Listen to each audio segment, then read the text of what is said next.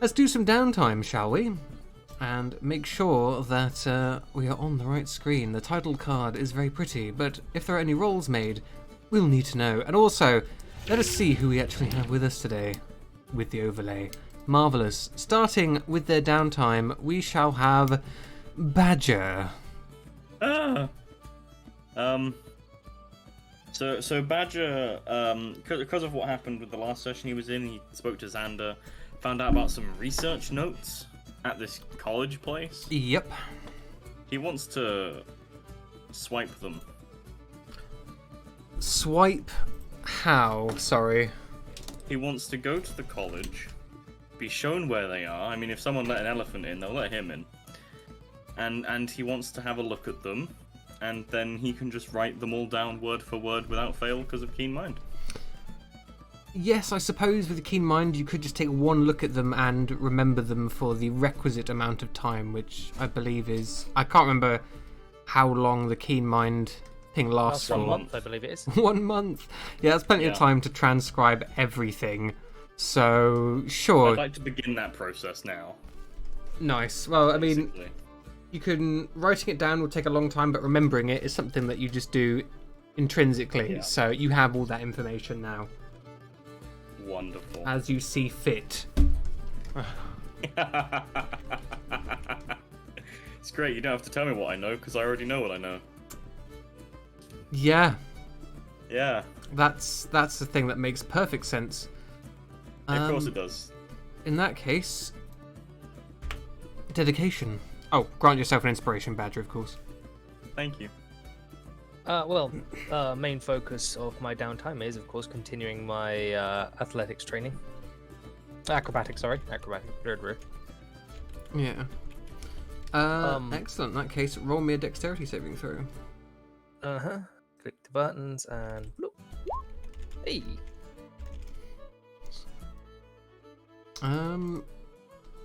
Yeah, that's pretty good. Give yourself 3 ticks. That is up to 9 ticks now. God damn.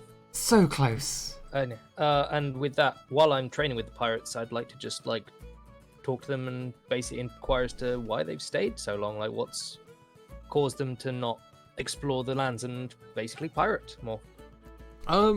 They basically tell you that their captain is a bit distraught and refuses to leave the Heartlands until her son is returned to her. Is there anything I can do? Well, I don't know. He sort of points to the north, and you see like the tip of the sphere cresting over the horizon. Can you get into that? Because that's apparently where he is. Ah. Well, I mean, I do owe you guys a favour for the safe passage and such, so I'll see what I can do. The pirate, like, just scoffs. Alright, yeah. That's really equivalent, that. Yeah, favour's a favour. Sort of shakes his head. You're crazy. Well, that's perhaps why you're one of us. Hey, maybe. It's why you've dealt with me for so long, right? He sort of... You can make me an insight check. Yeah, he sort of like nods, like, you know, yeah, you're a good person to be around. You can see some of the other blokes around sort of give you a more appreciative eye to your figure than anything else. They can stare. And he sort of pats you on the shoulder and he says, "You'll always be welcome in amongst our crew. I hope you know that." Oh, I'll be making fair use of that, don't you worry. He gives you a concerned look as you say it in that particular manner, but he sort of waves, sort of waves it off. I wouldn't expect Slap him on the anything back. less. Slap him on the back. You'll see. Don't worry. All right then. Best of luck to you getting inside that big old ball over there. Bubble, as they call it. Grant yourself an inspiration dedication. Thank you. Hestia. Excuse me. Oh, give me a moment. An echo? No, It's more that you could not be heard, Hestia, but now you can. See, I'm a woman, I should not be silenced.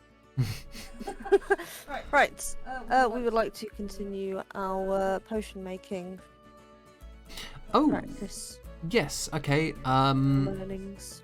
Let's take a look at your proficiencies briefly. I think I've done a couple already. Make me an insight. Yeah. Oh, no. I have an inspiration, so I'm going to use it. Alright, you have an inspiration from the last session. Excellent. You use your inspiration. You get 3 ticks towards your potion making proficiency, your alchemist kit.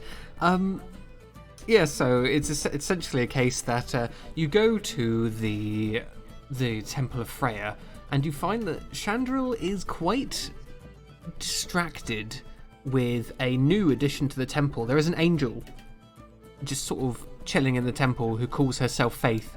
Yeah, I'm pretty sure I met her. Oh yes, of course. And yeah, she seems preoccupied in sort of getting Faith to do stuff. And eventually, you essentially get Faith interested in potions as well, so that her sort of interest is not divided. And yeah, you get yourself a very good tutelage this particular week. How many ticks do you have now? I have no idea. 4 or 5? You would, I think you had 2 from the last one, so we'll say 5. You're on your way. One before, yeah. You're well on your way then. Make sure you keep track. I don't know where I'm supposed to be ticking or what I'm supposed to be ticking on. Well, so... just make a mark anywhere that you make notes, basically. Have a notepad open if you like, and okay. keep track that way. Or you can use one of the bits on the second page of your character sheet and just put down a whole load of like slashes to keep track. Okay, yeah. Cool, I don't think of these things. Cool. Then after a hard day's work, or at least hard few hours work, learning to brew some potions, I'm gonna drink some brew. Funnily enough, no one in the tavern bothers you this time. Oh. Given that the last time you punched half of them to near unconsciousness in that tavern brawl. In fact, I'm pretty sure your background feature is something to do with having a infamous reputation, so now it is certainly something that people are respecting. No peasants may touch this flesh without my permission. Indeed. Consent is important. Of course, exactly. And you taught them the hard way. As we as we move to Kolvar. Ah, yes, hello.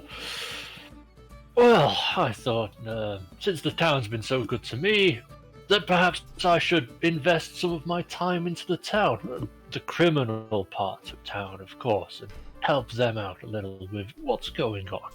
Excellent. In that case, if you like, you can drop me an amount of gold. How much are you willing to throw into this criminal pot, this dirty pot? I thought it was an amazingly amusing idea, so I'm prepared to just throw all my money into the pot. 300 gold. You put 300 gold, almost your entire savings, into assisting the underworld endeavours in town. And you'll be happy to know that your plans have gone ahead with great success and aplomb. As the not only has the guild made a new acquisition, but you have suitably done the other thing you wish to do. Good stuff. Excellent. Grant yourself an inspiration. Pluck. Well, it sort of took me by surprise, but I had the idea that Plug, when is looking up stuff about Fae, would have found out that there's apparently a where is it? Oh, I lost it. There's a deity of mischief. Indeed, there And I'm is, assuming she is patron of Fae. So maybe. you must be talking about Danu. Danu? Yeah. Yes. So She is a patron amongst Fae, and yes, the goddess of sort of trickery and mischief. In fact, her title is the mistress of mischief. yeah. So he he had a look in this, and he thought, maybe you should check out of this. Like, I'm assuming she doesn't have temples, maybe, but if she does, I don't know. You can Places of try and worship? search out a shrine of Danu. That's it. She is the goddess of illusions, luck, and fey creatures, and her symbol is a rainbow over a pixie circle. If you would like to search her out, your ties to the world of the Fae are particularly strong, given that the blood of Fae runs in your veins. So I will allow you to make me either a perception, investigation, or survival check with advantage, whichever you have better.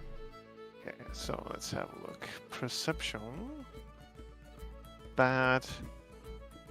Perception, investigation, and what? Perception, investigation, or survival. Well, investigation is the best one, so... 17? 17. That is certainly serviceable. And give me just a moment. Ah! That's not what I wanted.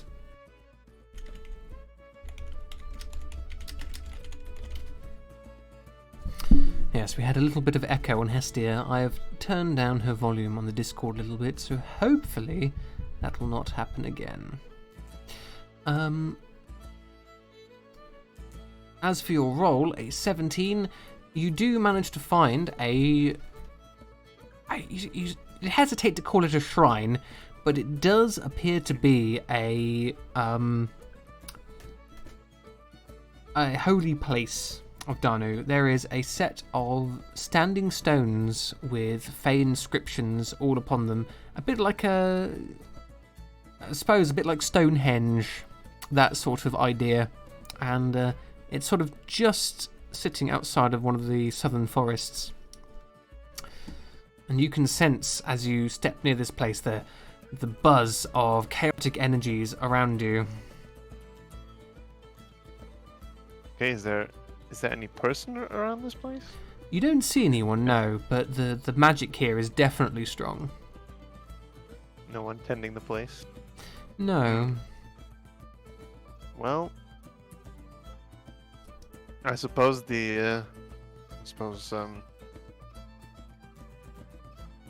what would he do? I guess he would just like approach it and see if he can sort of sense something. And because he's a bit innocent, you just say, "Hello, Danu." Hello? Something appears. As you speak, a tiny... It's about the size of it's about the size of your thumb. It lands on one of the stones, and it looks like a bird. Apart from its head, it sort of shifts and changes and becomes an exact likeness of yours. And it simply sort of cocks its head and goes, "Hello, Danu," in your voice back towards you. Plug is just giggling at this. Oh, that's amazing. Oh, that's amazing. Plug is just stroking his chin. What's the funniest thing he can say? But he can't think of anything. You can make Are you Danu? Are you Danu? You could make a, I would say an Arcana or Nature check, or Religion actually, as to what this creature is, because it crosses over into many realms. Well, got the same in both Arcana and Religion, so Religion seems more appropriate. Okay, the creature you see before you is a Mocking Fae. They are tiny little Fae creatures that love to take the forms of other creatures and imitate them, essentially. They feed off of irritation, so they do the best that they can to basically annoy people, and that gives them their sustenance. I'm assuming it's not getting a lot of pluck because he's having fun with it. Yeah, essentially. But normally they come in huge swarms. This one must be what you would assume to be like a tender of some kind, because it's sort of just chilling on its own.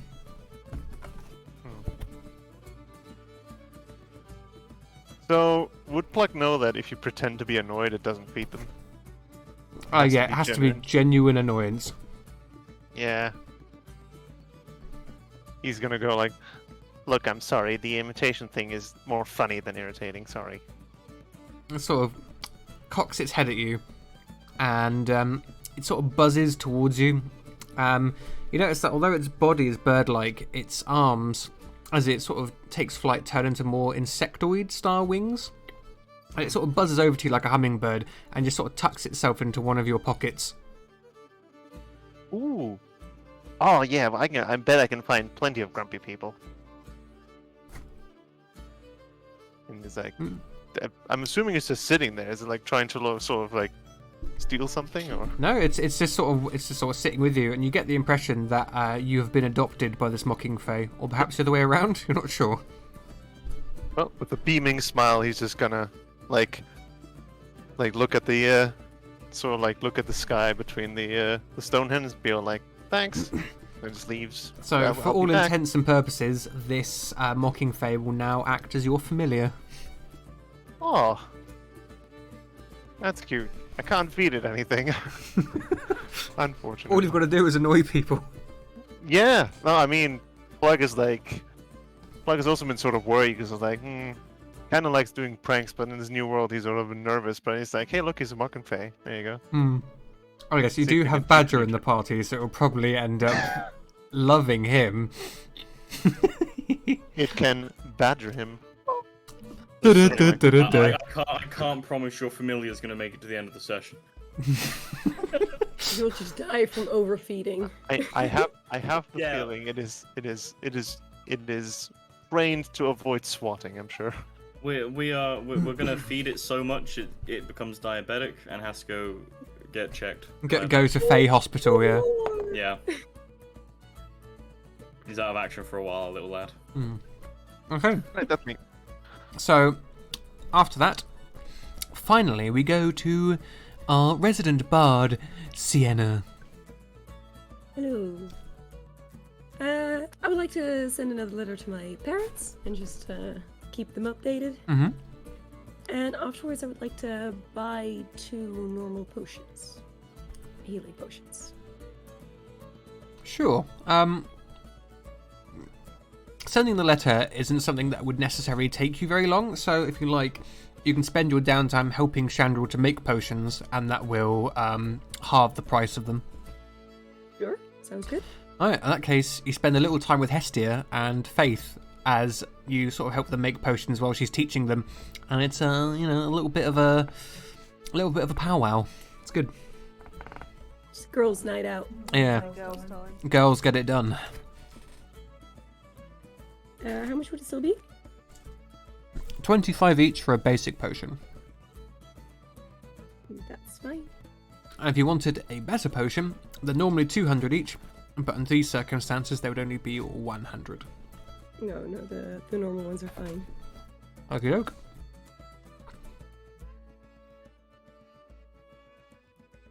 In that case, grant yourself an inspiration. Thank you. And now we can go on to the bit we've all been waiting for, the rumours. Beach episode. Beach episode! Spoiler alert, Hestia turns the entire beach into glass with her fire magic. Alright, moving on. Excellent. So, our rumours today. Baron Erin Tegid is asking for help in his southern mansion. Knights in gold have been holding up travellers along the northern roads. And Faith has some leads towards entering the sphere in the form of ancient records that she needs finding. I am so sorry. I am a bit overwhelmed. Could you repeat the first 2? I am so sorry. That's fine. Baron Erin Tegid is asking for help in his southern mansion. And Knights in gold have been holding up travellers along the northern roads. Thank you. I'm gonna throw my vote in with Faith. Those gold knights have been quite an annoyance, but I guess they haven't escalated their annoyance yet. Well, we've dealt with Tegid in the past. I have no issue dealing with him again. Or if needs be, we can help Faith as well. Ooh, but entering the sphere. Heard there's some serious business people in there. Well, if they're still alive, all matter inside gets destroyed. Believe me, I've done some research on it, you see. Oh, but if they're not alive, they might have some really high-level loot. Right, but do you not understand what I mean when I say all matter gets destroyed? Oh. Yes. If we were to get inside, I suspect we'd need some kind of extremely powerful magical artifact.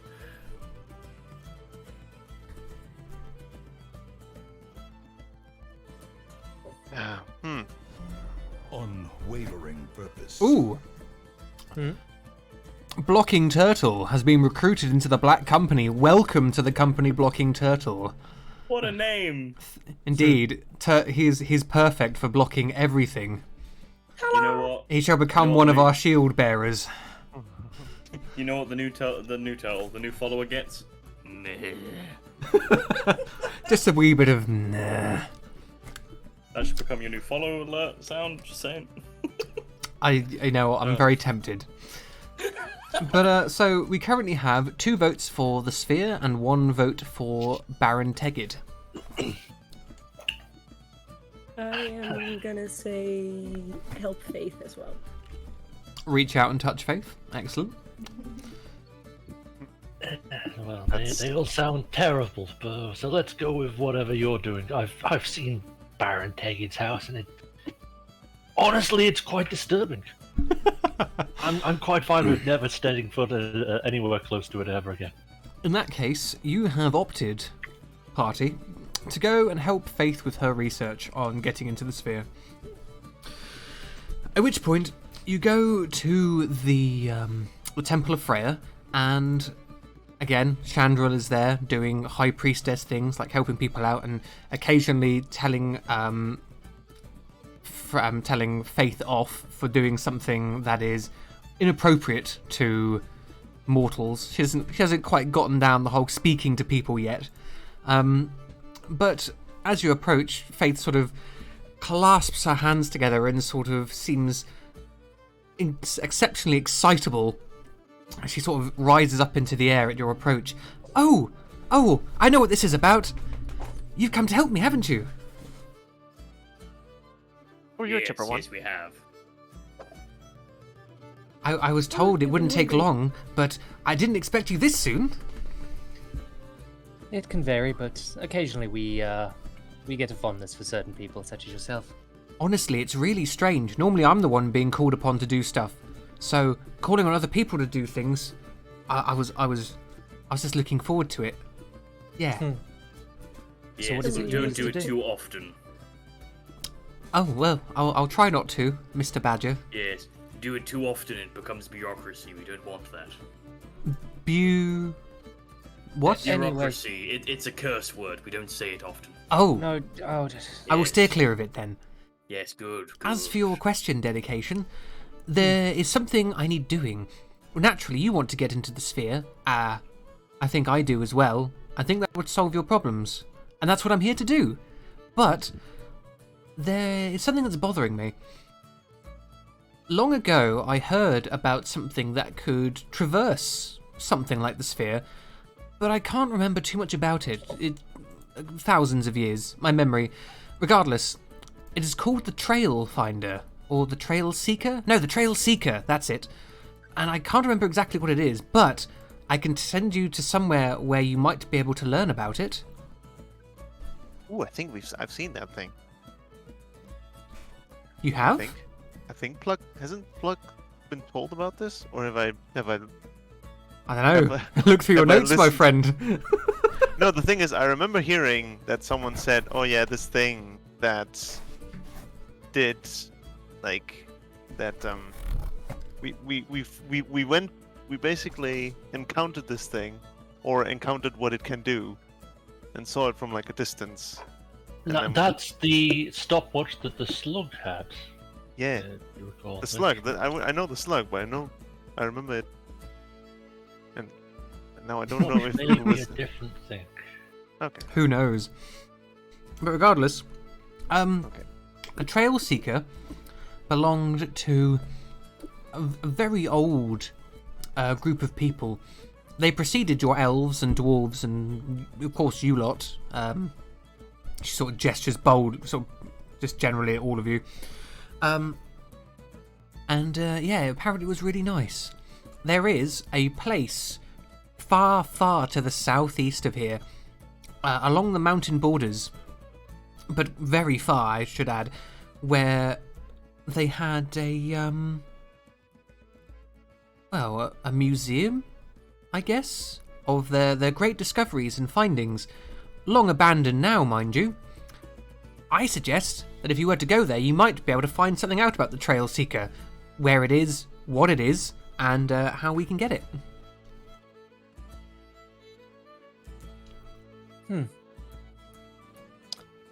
I see. Good as lead as any. Worst we can do is find out. And especially with so many interesting characters coming out of the sphere, we might want to know things sooner rather than later. More Certainly importantly, more importantly, emerging alive out of the sphere. I am somewhat worried for your safety because you're quite correct. The things coming out of the sphere right now are beyond even my power, and I'm certainly quite strong, so... Well, I wouldn't recommend it. Fire right in between. Sphere. Into gap. All around. Fall out and then they get incinerated. Well, it's... I don't know. They're just quite strong, and I don't know how strong you lot are personally, but I wouldn't want to risk your lives against something unknown like that. So the sooner we can get in there, the better. Also, don't we want to make sure that we are not antagonizing the one thing that can get us inside the sphere? Oh well. It appears I guess there's only one way to find out. Appears the new microphone is having some trouble with picking up Panda's voice behind me, which is irritating because naturally she's not coming through the Discord, she's coming through the microphone. Maybe if I turn off her Discord volume and then she talks loudly behind me, then it won't be a problem. We'll see. Do a loud speaking, Panda, just briefly. Not a scream. Say something. Something. Okay. See, point. Birds. Onomatopoeia. Vegetables. Is that? Grapefruit. Can she be heard through my microphone in that sense? I didn't hear her. Oh, I can you hear Probably. you guys won't have an issue because she's coming through Discord. It's just for the Twitch stream. And it seems like her scream at least was picked up. Well, okay, you could hear her, but she seems far away. So, when you speak, just turn towards me, and hopefully that should solve the issue. And also, speak a bit loudly. Okay. Marvellous. Okay, so... na, na, na, na, na, na. Celine Dion, why? You're gonna need a Pathfinder. I've got athletics for 4. I have 5 in. What are the options exactly again? Survival, athletics, and acrobatics. Stealth. Oh, stealth, sorry. I have 5 in Acrobatics. all of those. I have. I have stealth at 8. I Well, have a survival at 6. Let's pick Well. stealth. Just I mean, do we imagining need using to be stealthy acrobatics to though? travel, you just backflip across the plains. No, it's like Do it. Naruto style when they're going through the trees. Like If you roll in that 20, you will Indeed. Naruto run. Yeah. I mean, damn it. do we need to be stealthy to go to a place to ask Well, people we- questions? Survival is also not as necessary since Well- I can always provide food. well, we're trying to avoid people who are sort of like out for our blood. Once we arrive, we don't have to sneak up on them. Well, I don't know about you, old chap, but no one's out for my blood, as far as I'm aware. I don't like all this sneaking around. I prefer a straight fight. Yes, don't I know it? But wouldn't you prefer to get the surprise attack on them instead of getting ambushed? We're going somewhere to ask people questions. I'd rather not go surprise and stab them. Aw. Sad Hestia noises. I think athletics would be suffice. I defer to your guys' choice. I don't mind either way. Who has the athletics? I have a 5. Does anyone have a higher athletics than 5? Hestia Mine also is has one. 5. Mine's 4. I mean, I've got -1. Oh. I could lead you to Sorry, apparently Hestia can't read. She only has 4, so I guess it is you. Right, then, Roll your 5. wow! Oh dear. Oh no. And You know what? Fucked, lads. It may have been a 1, but it's not a 1. Oh, That this is setup truly great. devastating. I'm gonna roll it to see what I would have gotten instead. You can roll to see what you would have got, but unfortunately. Not much better. The opposite end of the spectrum with a crit on the other side. Yeah, so unfortunately, with a 6, you get 1 travel action, and that's it. Right. How far are we going anyway? Quite far. Oh.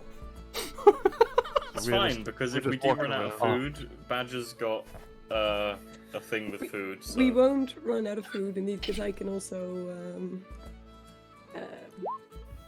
always provide food, as long as it's in the area.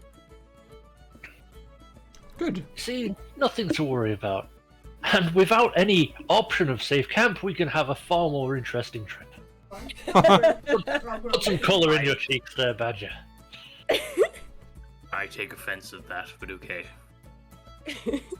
That's a worry. Oh, I've got right, something are we cooked. still with Chandril, yes? Yeah. Chandril, how goes the spore brain? The what, sorry? The you know, I brought you a brain with spore and spores. Oh, yes, Yes. sorry, I've been terribly busy with Faith. I promise I'll get to it. Right, well, maybe she could have a look at it as well, yes. Faith's eyes light up with, like, curiosity. Ooh. No, don't touch it, Faith, it's bad. Okay, don't touch it, Faith, bad. But you can totally touch it when she's not looking. But, that would be bad, wouldn't it? It would, yes. Don't listen to Badger. It's only bad if you get caught. Now, Faith. Is that how these things work on the surface? No, it's not. It depends on who you ask. chaotic good. So what are you going to ask, Badger? Well, I was just going to see, I was going to ask that if she, had, any discoveries regarding it, any kind of, like, breakthroughs with regards to the research of the spore brain that she, directly sent mail to me regarding it. Oh, sure. I can do that. Wonderful. Thank you very much. Okay. I'm going to have a drink now because my throat hurts. So, after getting Badger a little brew, a lot of you head out into the wilderness, and yes, the Wanderer trait will certainly assist you here. Getting food, certainly, and also in navigating before you reach the likes of which you have never been. As we pop over to our map briefly, we can see, as before, that the southeastern section of the map is pretty unexplored. So you have two options here. You can head south down the road towards Ethvale and sort of follow the river past Swanbrook. You can go through the southern forest, or you can try and go up past Crimor and then to the southeast, past the area you found Faith last time. What's it gonna be? I say I it's am the open for unknown. either way. 4 squares on the map. Hmm. It could Find be something interesting. no. I mean, the Pathfinder gets final say, correct? Indeed, they do. The quickest route is always the straight line, so let's just head straight there. Straight line it is, apparently. Straight through the forest. Luckily Well, for I you, mean- then, there is a river that you can follow. I mean, you think you can follow directly through the southern forest. How convenient. Aye. How very convenient. As let's see. Marvelous. So the journey, your first day of journey. Are you going to use any of your travel actions to move a little faster? Oh, sorry, your travel action. The singular travel action. Mm. How many days do we think it's going to take? Judging by the distance that Faith suggested that your journey would take, you are probably looking at, let's see,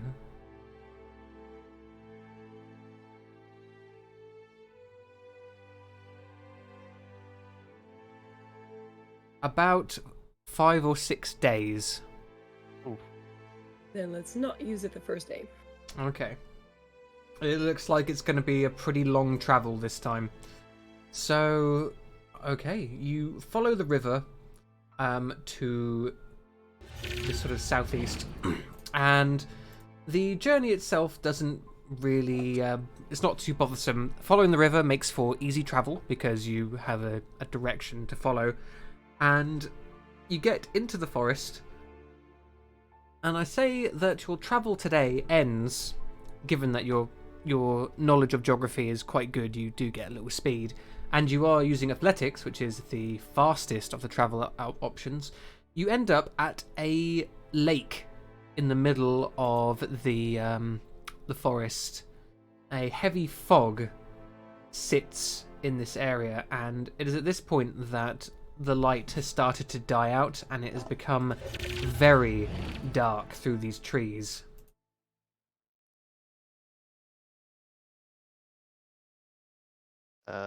Camp time? Unwavering So Ooh. purpose. The Keel 85 has been recruited into the Black Company. Welcome, a new soldier.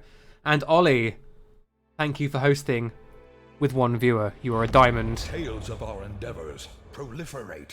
Proliferate, yes. Absolutely rough. So, Wait, so is it actually for a campsite. getting dark, or is it just that it's so woody that oh no, the no, light is blocked? it is nighttime now that Okay. you've reached this spot. And as I said, you've got this sort of far-reaching lake. It fills an entire hex, so it's roughly about 6 miles across. And yeah, there's this mist sort of creeping out of the water and sort of clinging to the forest ground. Let's Let not me ask camp you too the close. important question here. Is there any sand on the edge of this lake? There is not, no.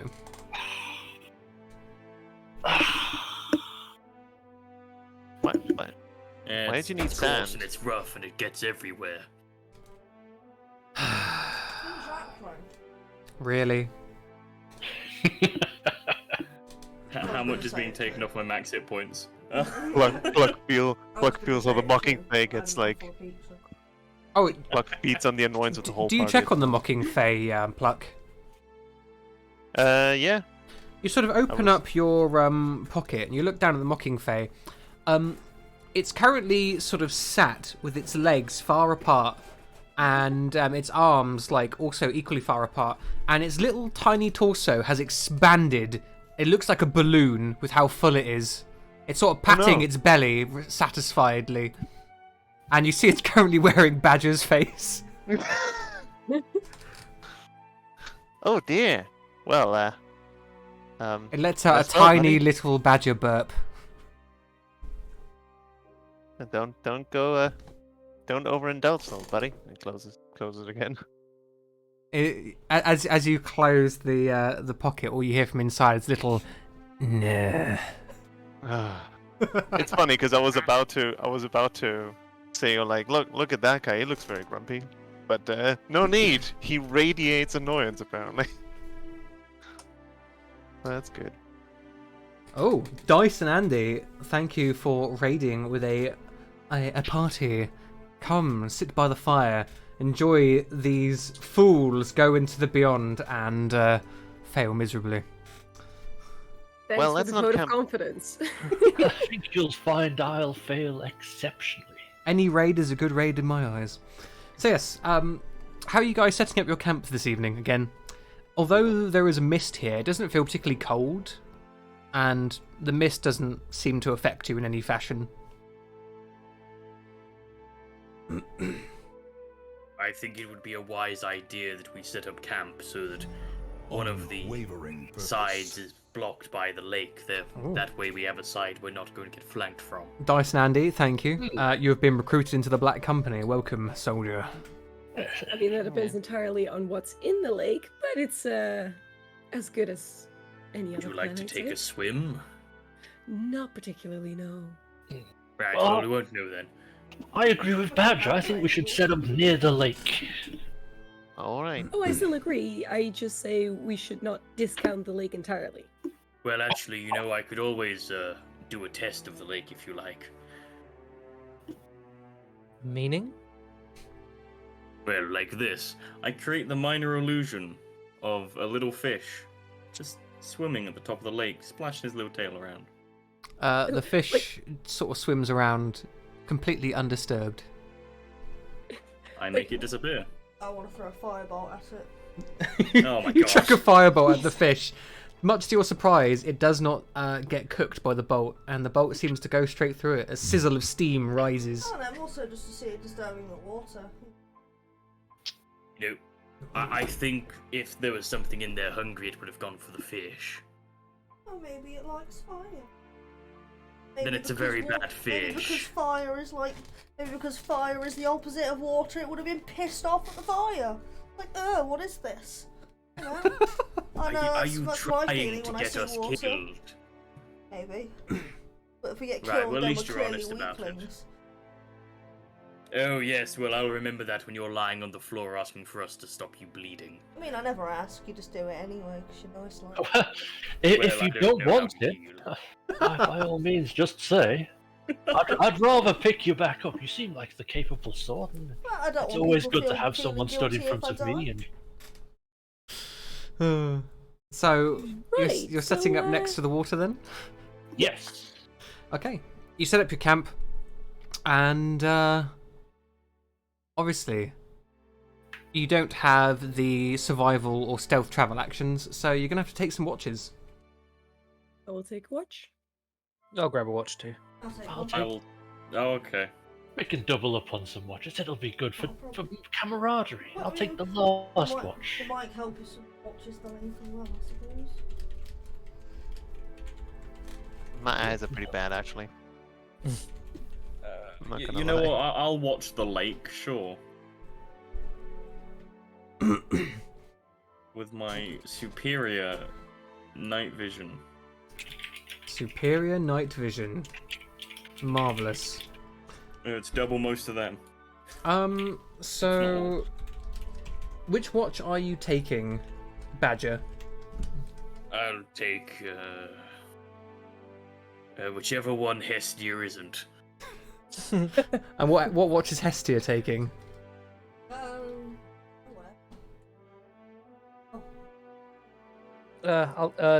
Dedication will take second. That's them. Okie dokie. And I I'm suppose. joining dedication again. Okay. Just like Oh, that. then I suppose I'm on first. Someone is on last watch. That's, That's- me and Hestia, I believe. Colvar and Hestia. While you guys are sort of chilling on your watch, do you talk about anything? Ah. Yeah, I'm going to talk about how I've got this rope and this knife, and I'm going to keep throwing it into the lake and call it fishing. Oh, we could totally do some fishing. Can I, like, whittle a branch into a fishing rod? I mean, Some string and a hook?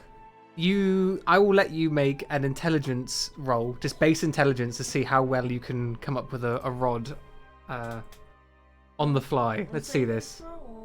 Oh no, just a normal roll. Click the intelligence button. That's an 11.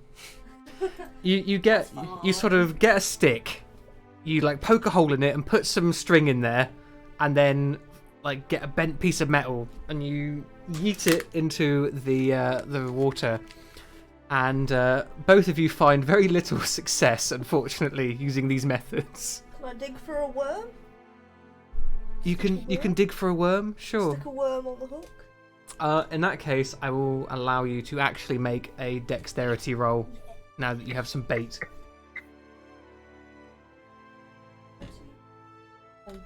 You know what? We'll make that an athletics check. Okay, that's even better. I found that one quicker. No, you get no fitch. But both of you do witness something. I found a leather boot. Do you find a leather boot? No, I'm afraid you don't. As the two of you are sort of sat there, tossing your lines into the water, hoping to catch something, you notice that lights are beginning to dance and like move over the water. Little orange lights, like fireflies almost. And then amidst them, you both see a woman who has skin like bark and hair like ivy and leaves, dancing across the surface of the water, and the sort of lights seem to sort of move with her and around her as she sort of dances silently on the surface of the lake. That's cool. Well, I don't want to be a prude about this, but that looks quite unhealthy. Maybe she should see a cleric. Both of you can make a nature check if you so desire. I'm not trained in nature. I'm not. That's like too. In that case, Hestia's like, I have no idea what this is. And Kolvar, I think you would have heard some of your scoundrelous sort of comrades talking around tables, the gambling tables, about creatures like this. You think you are currently viewing a dryad. Obviously, this lake must have some sort of significance to her powers, because generally they tie themselves to a aspect of the nature that they guard. And you know, she appears to be performing some form of ritual or dance. You're not too sure whether she's doing it for a purpose or whether she's just having a bit of fun. The wilderness spirits are known to be kind of weird like that. I thought dryads were always tied to trees. I want to stand up and wave at her, be like, "Hey, lady, are you okay?" She continues to dance, but smiles in your direction, and a flower like blooms on the edge of the river, edge of the lake near you. Oh. Okay, well, I mean, picking flowers is kind of wrong, but I feel like Hestia's the sort of person that would pick the flower. Oh, you can pick the flower if you want. Then again, that'd be rude. This is flower. Flowers are pretty. I want to sniff it. Let's smell the flower. You smell the flower, and it releases a small sort of cloud of these sweet-smelling pollens, and both of you, both Kolvar and Hestia, for basically the rest of this session, both of you are going to get yourselves an extra spell slot. Ooh. Of your highest level that you can cast. Ooh. As the dryad sort of graces you with her presence and her dance, and you feel somewhat empowered by the ritual she has performed upon the lake this evening. For the pollen, though. Pollen. I did that. Okay, yeah, you sneeze, but Sneeze and then accidentally spark fire at it. the flower seems resilient enough to not burn. And as soon as she appears, she finishes her dance and sort of she like opens her arms and like sinks backwards into the water until she is no longer visible. No, trustful. And the morning rises.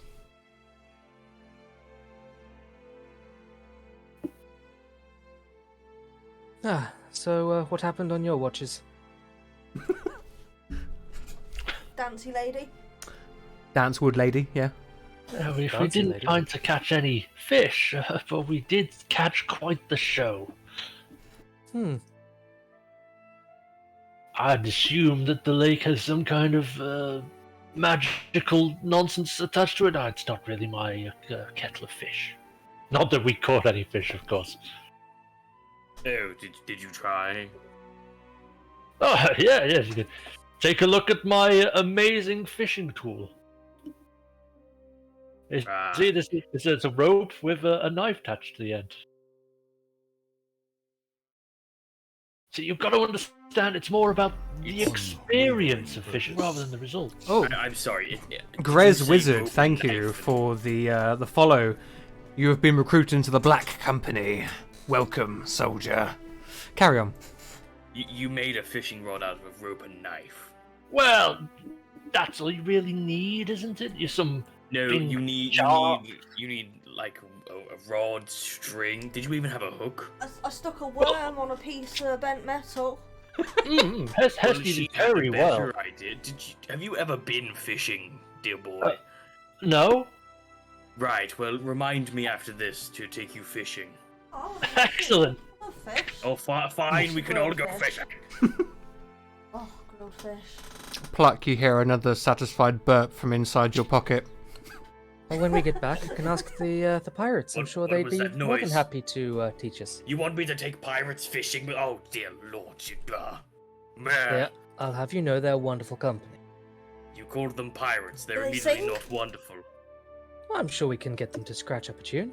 They're like criminals of the sea. I'm sure they're wonderful. Oh, there'll be lots of alcohol too. Love rum. They do indeed have a lot of rum, and as far as I'm concerned, they've never tried to cause any harm to me. I think they're quite lovely. Dear Isn't lord. the rum always gone?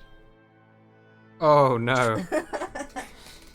I thought I was bad for Besides- wanting to say, do what you want because a pirate is free. I've got a jar of dirt. I've got a jar of dirt. Why do you have a jar of dirt? It's good luck. The pirate gave it to me. It's good. Oh dear lord. Right. Look, fishing trip. Fiery girl, you're going. Criminal, you're going. No pirates. I don't have a jar of dirt. You don't need a jar of dirt to fish. I You get fucking rod. I do have a volcanic rock. But I pulled this out of a volcano myself. Besides, Sienna came with me once to meet the pirates. She knows they're lovely. Oh, did I? Double tag. Oh, sure. They were very lovely. Well, they must See? have been for you to remember them so wonderfully. Hmm. What a lasting impression they made. Well, clearly they didn't do anything to aggravate me, so. I was going to say, we were more focused on the games. Games. I'm surrounded by children. Regardless, Oh, the lot of you pack up your camp and begin to head further to the southeast into previously uncharted territory. And now we can see what the world has in store for thee today. And oddly enough, your next day of travel goes by remarkably quickly. You don't really see anything in the forest. You sort of circumnavigate the pool. Unfortunately, the river sort of bends after it reaches the lake and sort of heads southwest. So you have to leave that behind in order to continue making progress in the right direction. But yeah, it's really quite easy going, and eventually you break out of the forest from the other side and find yourselves on rolling plains. However, it again gets dark. Is there anything we could use for cover nearby for camp? A survival check can be made for that exact purpose. I'm proficient in that. What a lad. Oh, snap. Excellent. Badger, with you're a swamp gnome, so Yes. you grew up in sort of swampy, marshy terrain where it's fairly uneven, and you know a good burrow when you see one. So Oh yes. you managed to find I would hesitate to call it a cave. There's like a rocky outcropping, and underneath it there is like a little shelf of sort of cover that would just about fit your camp. It shelters you from basically 3 directions, with the fire only really showing sort of directly outwards, so it's also fairly good cover in that regard as well. I walk everyone over to the burrow and go, ta-da! It's some mud. No, it is defensible. It's a mud. It is a burrow. Such poetry. A singular mud. Look, you Look, don't understand the ways of swamp gnomes. That's understandable. I don't understand the ways of flame women. But I don't judge you when you're walking around with your little fiery boots. Don't judge me when I sleep in mud. No, you found us a perfectly. You understand women at all anyway. You found us a Ooh. I perfectly. don't know. You found us a perfectly defensible position. Thank you very much. What I thought. All right. Let's make it. I appreciate your kindness. Again, Yes. let's have some watches. Are they going to be the same as before?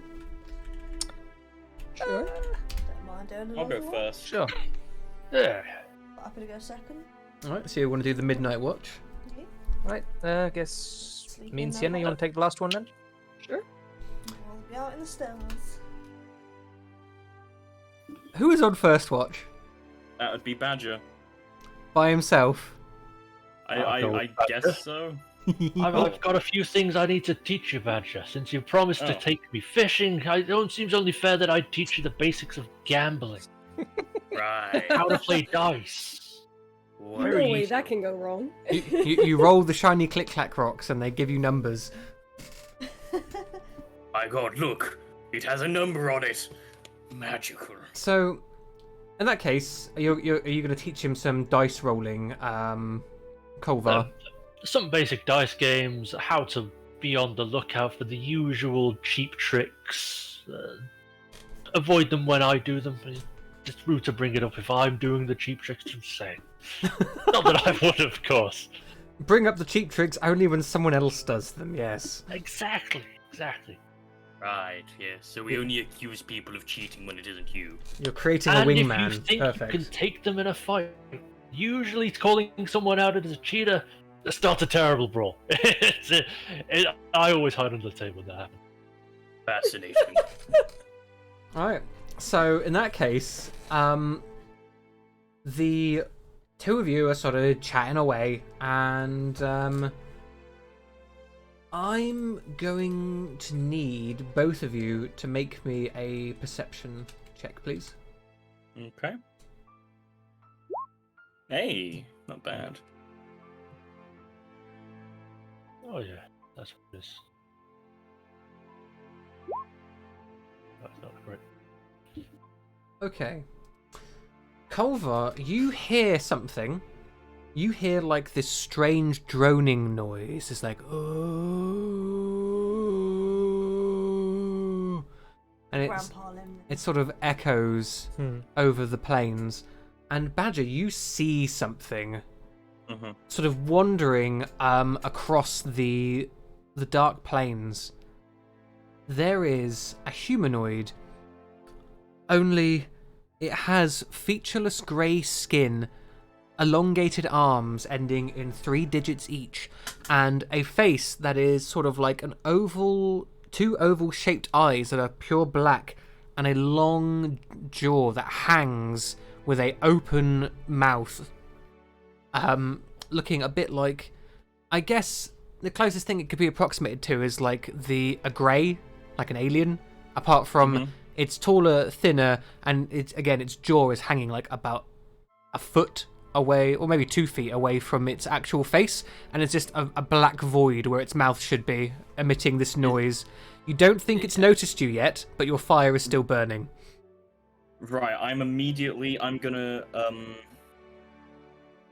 gonna use minor illusion Okay. to create a barrier blocking the fire, so that like it blocks out the fire, so it's not visible anymore. Okay, you create a little dome over the fire to keep it from emitting light. And then I tell Kolvar to like get down. Like we're both gonna hide in the darkness. What are we hiding from? I can hear someone snoring. Wait, no, don't talk yet. So both of you can make a religion check.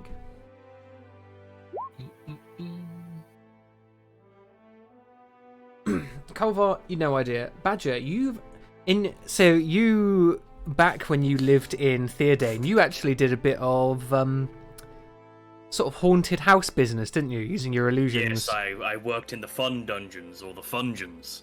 Indeed. So, one of the creatures that people often used to scare customers was a bodak. Bodaks are... They look exactly like this. You've seen one of these before. You've made illusions of these even. They are horrid, undead beings that had their souls taken from them by the demon lord of undeath. They can kill a man just by looking at him and have an aura around them that melts away all life force. They are horribly sensitive to sunlight, however, to the fact that it literally burns them to death. So they only come out at night. They are relatively... They can't really match humanoid smarts, but quite closely, enough that they can speak a language. But they essentially exist only to annihilate the living. This particular one, you don't know what it's up to, but it must lair nearby, and it appears to be looking for things to drain.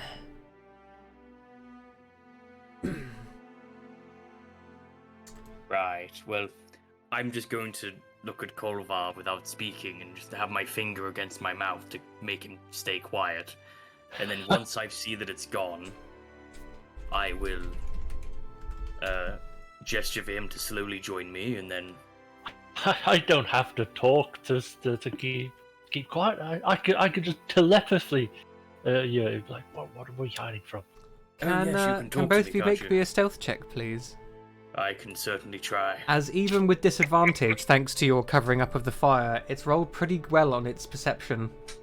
Oh, do I need to? I think it's noticed me. Ooh, so the rules of 5th edition state that if half the people making the check succeed, then it's group stealth. Kolvar, you see that Badger is about to cast another spell, perhaps to increase the effectiveness of the illusion, but you just grab him and hold him down. You're like, no. You keep him from doing anything else, and the creature sort of looks over, and after a tense moment, it continues to wander away from the camp.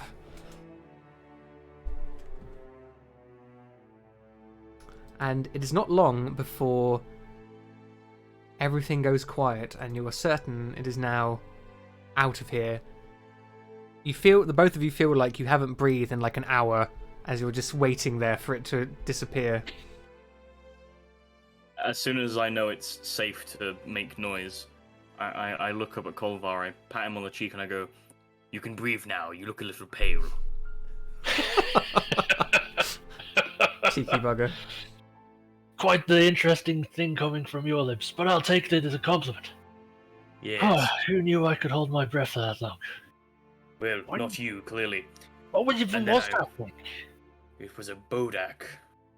I've studied these things, undead beings, souls stolen from the god of undeath. And I explain everything you just told me to him. Yeah. That does ring a bell. Let's wake everyone else up and just let them know, eh? Well, I say we just pass on the message to the next lot. Don't want to cause everyone to panic. They can't all be as brave as us two, you know. We almost died. Well, if you think that's for the best. Yes. Alright, the rest of the evening goes by quietly, and everyone else on watch gets to have a nice old natter with some campfire japes and sing-songs and all other bits, Bernie fishing contests, even though there's not a lake nearby. And the sun again rises, and you continue along the next day. Into the unknown. And again, during the day, it's pretty quiet. Badger, you put this down to the fact that there was a bodak running around, so you're pretty sure that everything that was nearby is probably dead. Oh yeah.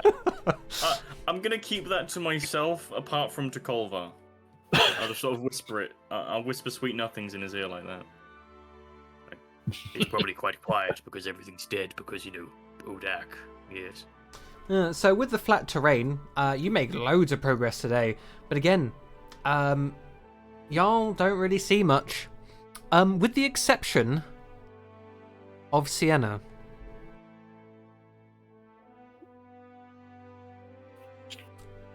Are you with us, Sienna? Yes, I'm here. In the distance to the south, you can see the rising mountains that form the barrier between the Heartlands and the sort of savannas to the south. And you only see it for a brief instant, but you could have sworn in the corner of your eye you saw a black hound.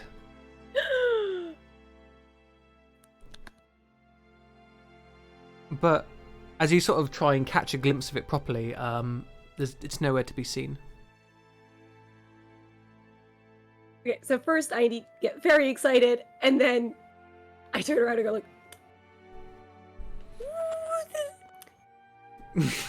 we might face an issue soon.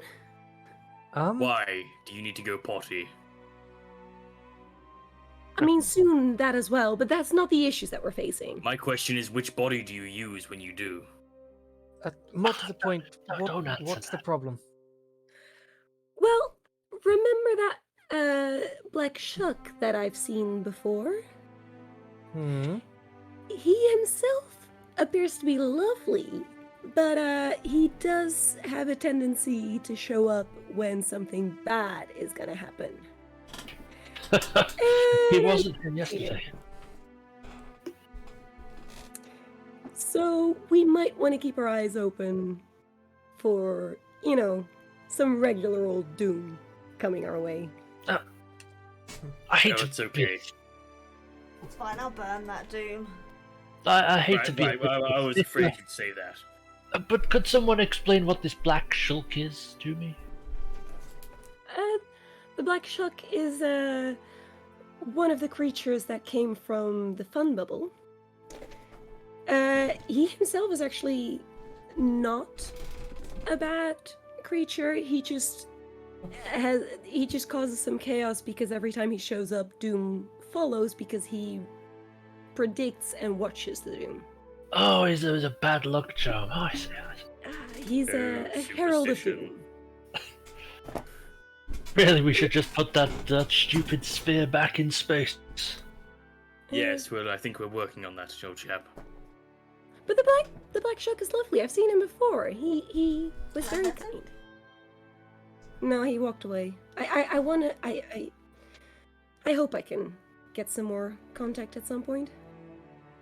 Yes, well, superstitions are all well and good, but I like to think that our own actions decide whether or not we're doomed. So do I, but it would do well to make sure to keep our eyes open for what will probably be coming. Oh, trust me, after last night, I will.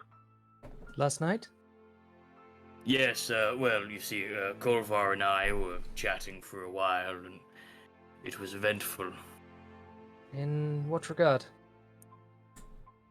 I was teaching him the rules of dice games. Yes, actually, he was, that's very true. And I'm sure he's a cheater. I did tell you to watch out for those tricks. Yes. It's all practice. You'll get the hang of it. Okay, thinks Kolva is cheater.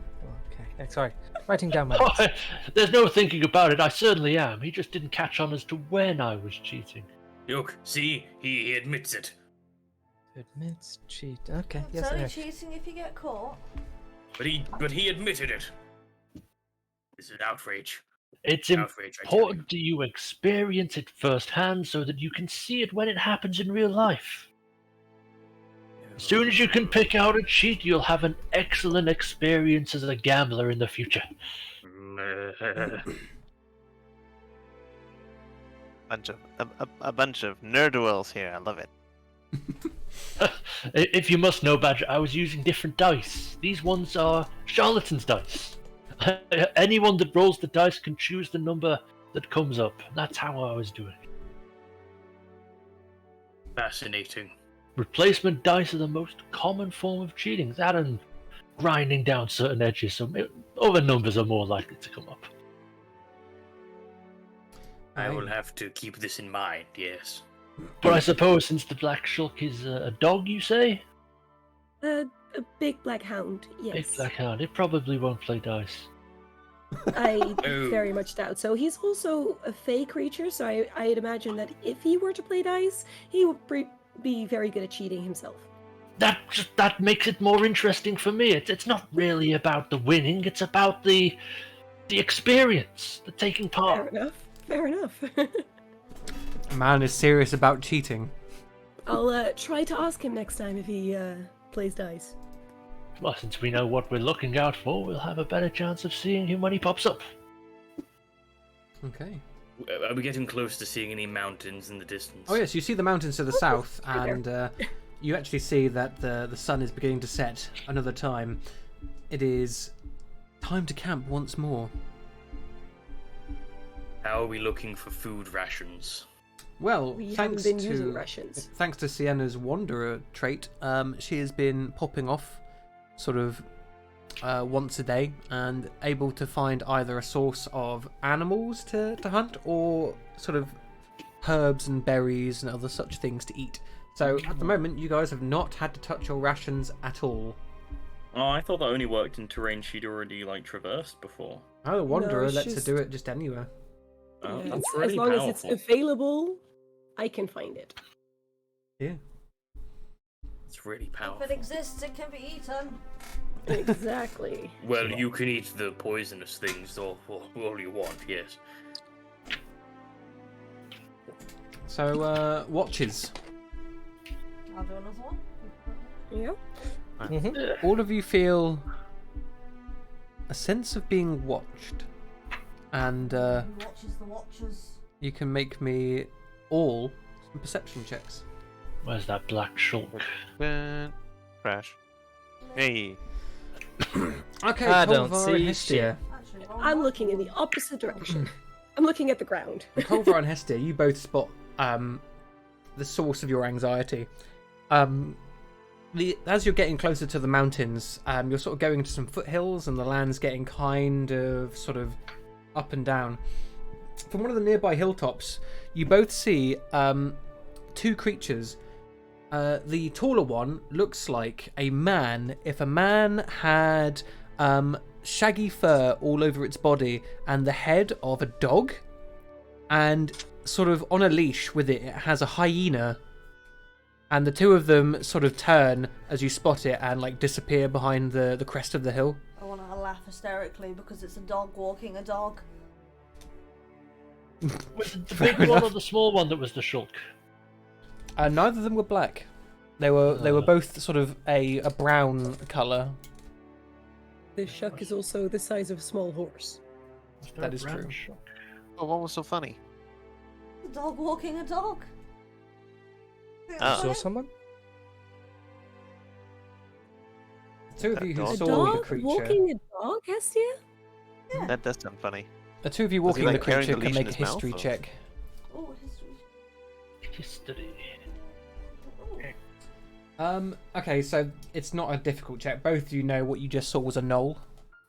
Gnolls are humanoid hyena creatures that exist only to savage other beings at the behest of their lord, Yinogu. They form war bands and basically try and ravage other sentient beings and communities. They exist only to eat and kill. It's a nasty boy that likes to eat and kill things. So if we find it, we should kill and eat him. Regular know no. with how Regular many- no. Did it How many see they us? usually... First that question. Did it see you? Both of you can answer definitively yes. It was watching you when you spotted it. No. It doesn't seem to be staring at us. Maybe we look tasty.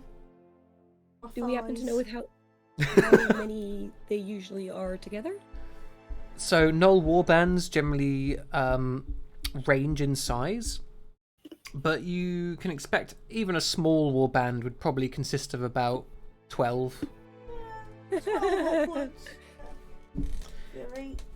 You can take 'em. Alright. We'll burn 'em. We'll burn everything. It's Like, fine. as far as the two of you are aware, gnolls are not, like, by themselves, they're not particularly dangerous unless they're led by a Flind. Flinds are gnolls that have been empowered by Yunogu to have fiendish strength. But in large numbers, they can be quite an issue. Well, no watch alone to this one. Well, considering they saw us and apparently would like to, most likely like to eat us, the chances Keep an of eye us out, no? staying safe. Well, I throughout the mean- night? Well, I mean, I gather that's why we do watches, not just to, natter. I meant more of as we're traveling as well. No, you've not been doing that?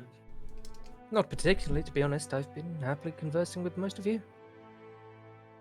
Yes, I've noticed. Speaking of Badger, you look a little bit brighter today. Is everything okay? Maybe humour that me. sight frightened him. That's why he's looking paler. The opposite, but okay. Oh.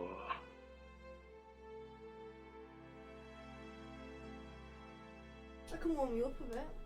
Bring some colour back into your face.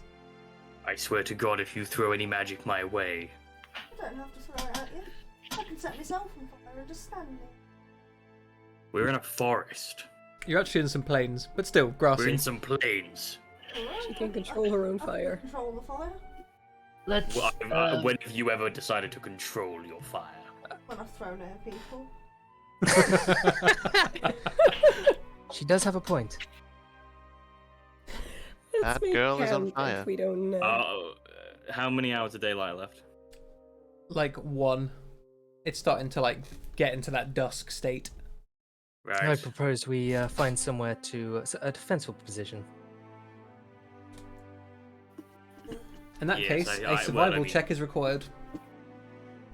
Can we all do one? Oh, You can give Badger advantage by helping him if you like. Sure. Which really I should have said before he rolled, but regardless. sorry, I'm really close. I'm really quick to it as soon as you say survival. With that, Also, to be Badger's fair, like I one did thing. ask if we all had to roll for it before he rolled, so close enough. yeah. So, Badger. With that, Yeah. 26. Very nice. Thanks. You basically search high and low for the next hour, and you find a hilltop on which you see there are some very old, and I mean really, really old ruins of some form of bailey, or Okay. perhaps a watchtower of some kind. The walls, there's nothing left of it except for the sort of first floor. The walls are like half their height and broken in most places, but Can I try and climb it? I mean the highest wall is only about 6 feet tall. There's not even a second floor, That's disappointing. but you could use this to break up numbers if they decide to come for you. Yes, I like that idea. Right, well, I'll lead everyone there and go, ta-da! Out of done it character, again. the fact that all of our tokens just moved does not bode well. I mean, I'm just drawing some stuff out. What are you talking about? He's drawing some stuff out in case the dice dictate we get attacked. He's Mm-hmm. This doesn't Just- necessarily mean we're going to get attacked by an army of gnolls. Exactly. He's- And I He's can guarantee it. preparing. Listen, you're just too worried about that black shulk of yours, you know. And the fact that I'm casting Shock, aid yes. at third level on Puck, on Sienna, and on Badger means absolutely nothing to worry about. See? Exactly. 3 spells. Yes. Nice. So you gain Well- an additional 10 hit points to squishy backliners. Yeah, that was from an astral event, if I remember right. We got that one for free. Oh no! Oh wait, no, that's the one we got. Okay, never mind. Yeah. So this is going to be the general outline of the thing. There's like the main section of the keep or the tower would have been here. There's some outer walls and like a bit there with the road coming up the side. Place yourselves wherever you would be setting up your camp. Question, by the way, this would be like a breach in a hole. I take it over here. Yes, there are holes all over the place. Unfortunately, bits where the wall has like crumbled down to basically pointlessness. Sit against that wall. Alright, What- Culver, I challenge you to dice. While they're all setting up, I'd like to set up a bit of rope across here with some pitons, like hammer them into the wall, and put it about waist height so things would either run into or have difficulty getting through. Okie dokie. Could we build a pit trap over here? I don't know if we could build a trap specifically, but Dig a really big hole. I'm gonna start digging a big Well, hole. I do have my trowel. If you guys want to spend the sort of time before setting up your camp putting a pit trap there, I will allow you, provided enough of you give it a go. You're digging. What role would it be? I'm not gonna make you roll for it. It's just it's Okay. digging a hole. Well, I'll use the trowel to dig a hole. Hmm. Diggy hole. Digging a I hole. am a gnome and I'm digging a hole. Anyway, Is anyone So else helping with I'll- the pit trap? Yeah, sure, You- I'm helping. Can you Hey. dig with Mage Hand? No. But with 3 people, that would be enough to do it in time. Okay. Right. Do it. I'm gonna play some Do dice. it. I know how to spell Scott. Come on. So there is also a pit trap here that is roughly covered up, but we'll see if the gnolls are smart enough. And of course, some ropes up the top. Pluck and Kolvar are going to play some dice. Mm-hmm. Are you using the magic Look behind dice, you, a Kolvar? three-headed monkey. Oh no, I've revealed that that secret. So we just play some regular dice. All right. Excellent. So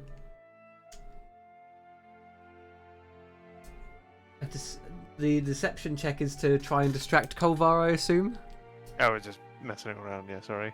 Okay. I was just You can swapping make his me- dice. You can make me a. So yeah, dice set as a proficiency. What is your dice set proficiency based off of, Kolvar? It's a game set. Yes, but what stat are you using for it? I'm rolling dexterity since it's dice. Yeah, it makes sense. In that case, give me just a base dex roll, Pluck. Ooh! Hey. Wow, I mean, beginner's luck. You know, you managed to win up your first game there against Kolvar, while everyone else around you is doing, you know, camp stuff. It's good. a quick question. Uh-huh. Rather than trying to like cover this pit trap up, couldn't I just make the illusion of normal solid ground? Indeed, you can. I was wondering if you'd clock. How Like, long does your minor I was illusion gonna do last it for? anyway, but it only lasts for a minute, so Oh. It is a You don't have cantrip though, so you can silent keep recasting it technically. Or there's no verbal component required. So yeah, just keep doing it every that minute, I sounds suppose. very dull.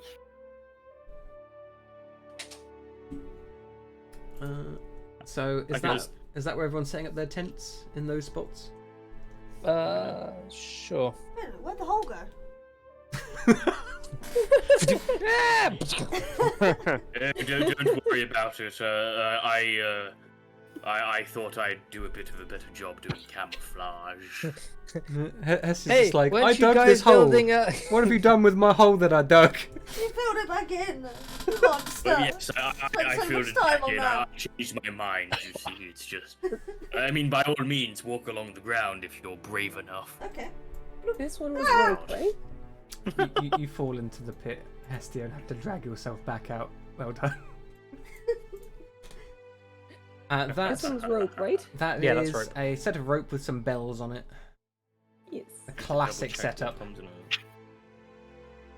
Oh no, never mind. Using items in my inventory? What the hell is this? Indeed, it's about time a rogue did that. Ooh, you know what? Fuck it, I'm going all in on this. Around where the road is, I'm scattering a shit ton of ball bearings. Ball bearings, marvelous. Throwing down like about 200 of them. No, about 100 of them. Big. Oh, poor environment. Yeah, well, I'm sure he'll pick them up if he can.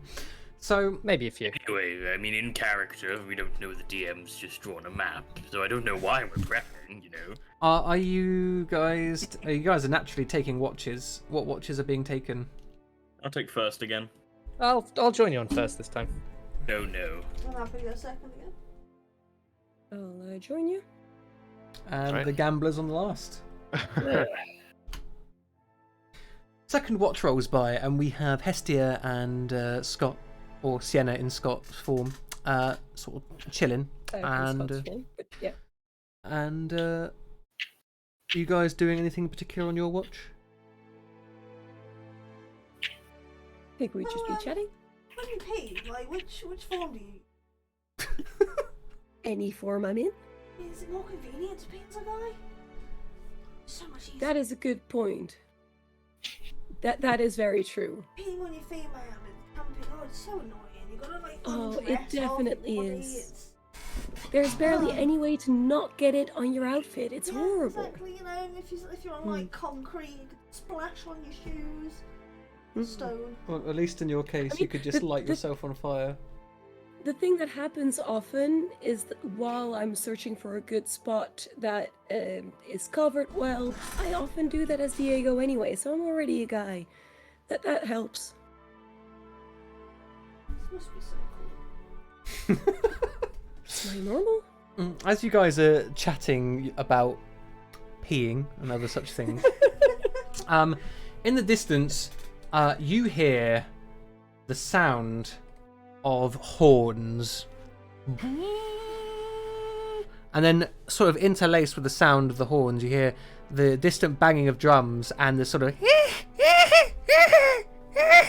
of like laughing hyenas. Yes. That would be a good place to wake everyone up. And you have a feeling that things are about to get nasty. I shoot like a load of fireballs at Rex, so I can see they're coming at us from 360. You can start sending firebolts out into the darkness, but that won't really light up anything. Can we hear where they're coming from, considering they're making so much noise?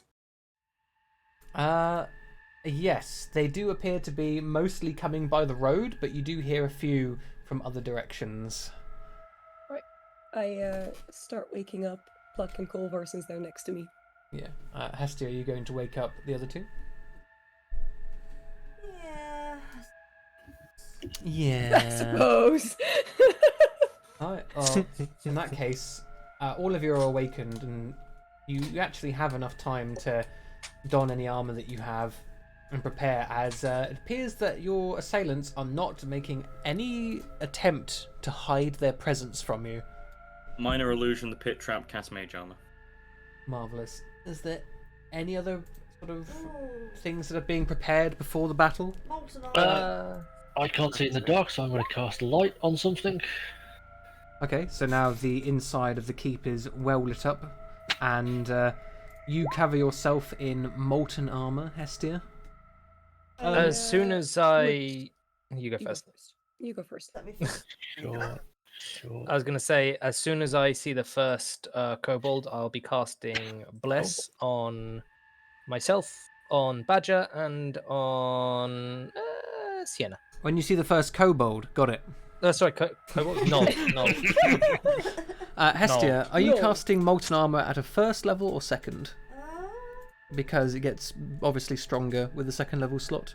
It gives you 10 hit points, and then things take 10 damage when they hit you. Whoa, okay, we'll go for a second. Why not? Alright, in that case, I Regular will no, change your regular temporary hit no. points to. Just to reflect clarify, that. that aid that you cast, Kolvar, would that still be active? It's 8 hours, yeah. Yeah, okay. Who did you drop aid on? I dropped them on our weakest party members. I dropped it on Sienna, I dropped it on Puck, I dropped it on Badger. What did Okay. I get? Because what did you? You get go- 10 additional hit points. Ooh. Maximum hit points, and yeah. Yeah, that is nice, actually. And what was dedication costing again? When I see the first Knoll, I'm casting Bless. Who are you casting Bless upon? I will cast it on Hestia, on myself, and Badger. Alright, in that case, you see coming up the rise Oh, are well, quite a few boys, and I was still also Oh, gonna go ahead. cast guidance on our resident rogue, because that should also work on initiative. Oh Jesus It fucking Christ. does. I want to set my fist on fire as well. I'm just going to stand right in front of the trap. I would like to cast. What did you do to the pit? No, nothing. I'm just in front of it. Okay, I'm gonna Fist on. as part of the prep stuff before the kobolds, Christ's sake, Ollie. The gnolls arrive, I'm gonna pour some oil down the pit. Oh, cool. Very nice. You sure they are big kobolds? Now look at Hestia. You'll enjoy that, I'm sure. I feel like we also should have covered this place. Yeah. Well, regardless, you see them closing in, and they all bash their shields with their axes and let out whooping cries and laughter into the air. And all of you roll me initiative. Click your tokens. Oh, I didn't click my Click your tokens. Click your tokens. Click your tokens. Ollie, you get to add another deal. Okay. 23. Zoom. As soon as we like see them, I want to slag it. Here, puppy, puppy, puppies. Come, my little doggies. Oh dear. Mr. DM, I didn't Come click my get a token. I got a snack of 16. fish. Just while this is going on, by the way, is Black Shark also watching nearby? You don't see the black shuck anywhere. Okay. Okay, let us see what your neighborhood friendly murderers get. Right. Not great. That bodes well for you. Nools. No, Knolls. Question. Can you use sorcery points on a held spell? You can. At least I Okay. will allow it, even if it isn't. Okay. I'm just asking, because it doesn't matter either way, just, Okie dokie. And let's also...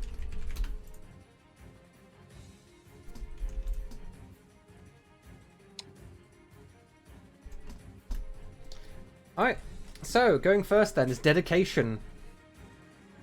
Right, run my ass over to here. Bonus. Oh, sorry. There we go. Bonus action.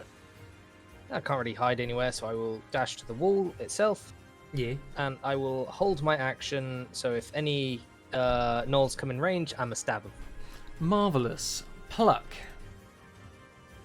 I will probably stand right here. Seems pretty defensible, and I will cast. Okay, let me just measure because of this. Yeah, it's a good radius. If I see two gnolls in range, I'll cast a twined ray of sickness on them. Ooh. Very nice. Badger. I'm going to hold an action, and I'm going to be looking in this direction for any of the gnolls. I'm going to save it not for the gnolls that go into the pitfall, but any that stop after the first lot go in. Okay, and you're saving a spell, are you? Yes. Excellent. Culver. Oh, no one stood next to each other, so that ruins that. I move 2 spaces to the right. I cast Mirror Image. That ends my turn. Mirror image. In that case, boop, boop, boop. You now have yourself 3 images. And we go to the knolls.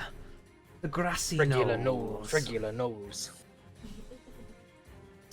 And let's see what these fellas are capable of. They cannot use their bonus actions because that doesn't work under these circumstances. I don't think any of them are close enough to actually attack, so they are going to do some dashing. Naturally, one runs past you at dedication and you get to do a thing. Stab. I think that hits. Oh wait, does it run past you actually? Oh right, the ball bearings. No, it doesn't. As it reaches the ball bearings and then trips over. Uses the rest of its movement to get back up, but basically that's it done for this turn. I'm gonna have to roll for each of the other ones as they rush forward. I am so proud.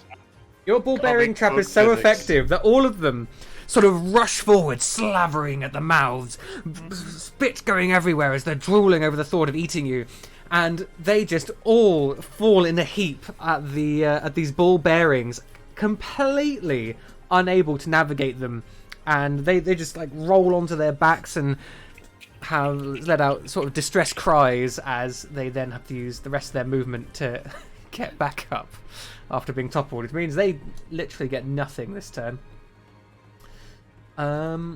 Preparation. So next we have this one, who is also going to have to make a dexterity check. Okay, he doesn't see the rope and just trips over it, landing in, and stops his movement there. But unfortunately the rope does snap as a result, and the other two are going to Such a perfectly good rope. dash in. So the Rays of Sickness. Let's see. Oops, I closed my window by accident. Let's see. I'll just make it level 1 for now, since it's feels like it's gonna be protracted battle. Bing bing. That's Oh the my whole god, thing. wrong. Technical difficulty. There you go. Hey, not bad. Yeah. So you hit both of them. Alright, so you have to do a Constitution saving throw if they got hit. Indeed. They don't have a bonus to their Constitution, so one saves and one fails. Alright, so just roll damage. 1 damage. I think they both take the damage no matter what, right? Yep. No, yeah, they don't. One of them is poisoned now. So DC 15, not poisoned. Marvelous. So the twin rays spring out, and it is. They're both like quite badly wounded. The one at the back looks very ill from the ray that you fire upon it, and then we have these fellas.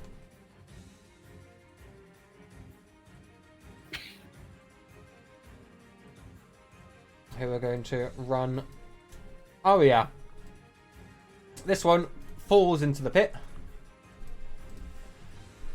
And sort of begins yelping while it's down there.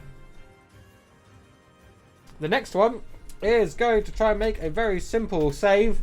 Yep, that's fine. It leaps over the pit, landing next to Hestia. Oh, I get to use my action.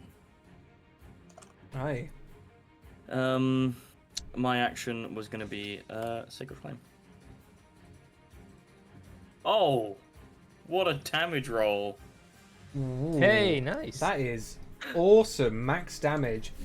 As it lands on the other side of the pit, yeah, you make it suck like absolute shit as the bolt comes down and sort of burns half of its face off.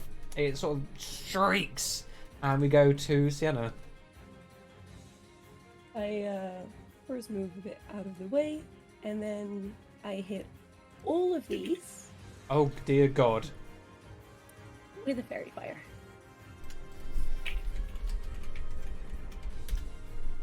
Okay, only one of them succeeds, so half of them are now lit up by glowing lights that give you advantage to hit them. These poor fools. I'll give Hestia a bardic inspiration. Nice. It gives you an extra D8 onto an attack roll or saving throw. Yeah, you notice that as you light up the gnolls with the fairy fire, they begin like scratching at their own fur to try and get out the lights, and seem quite distressed by the effect.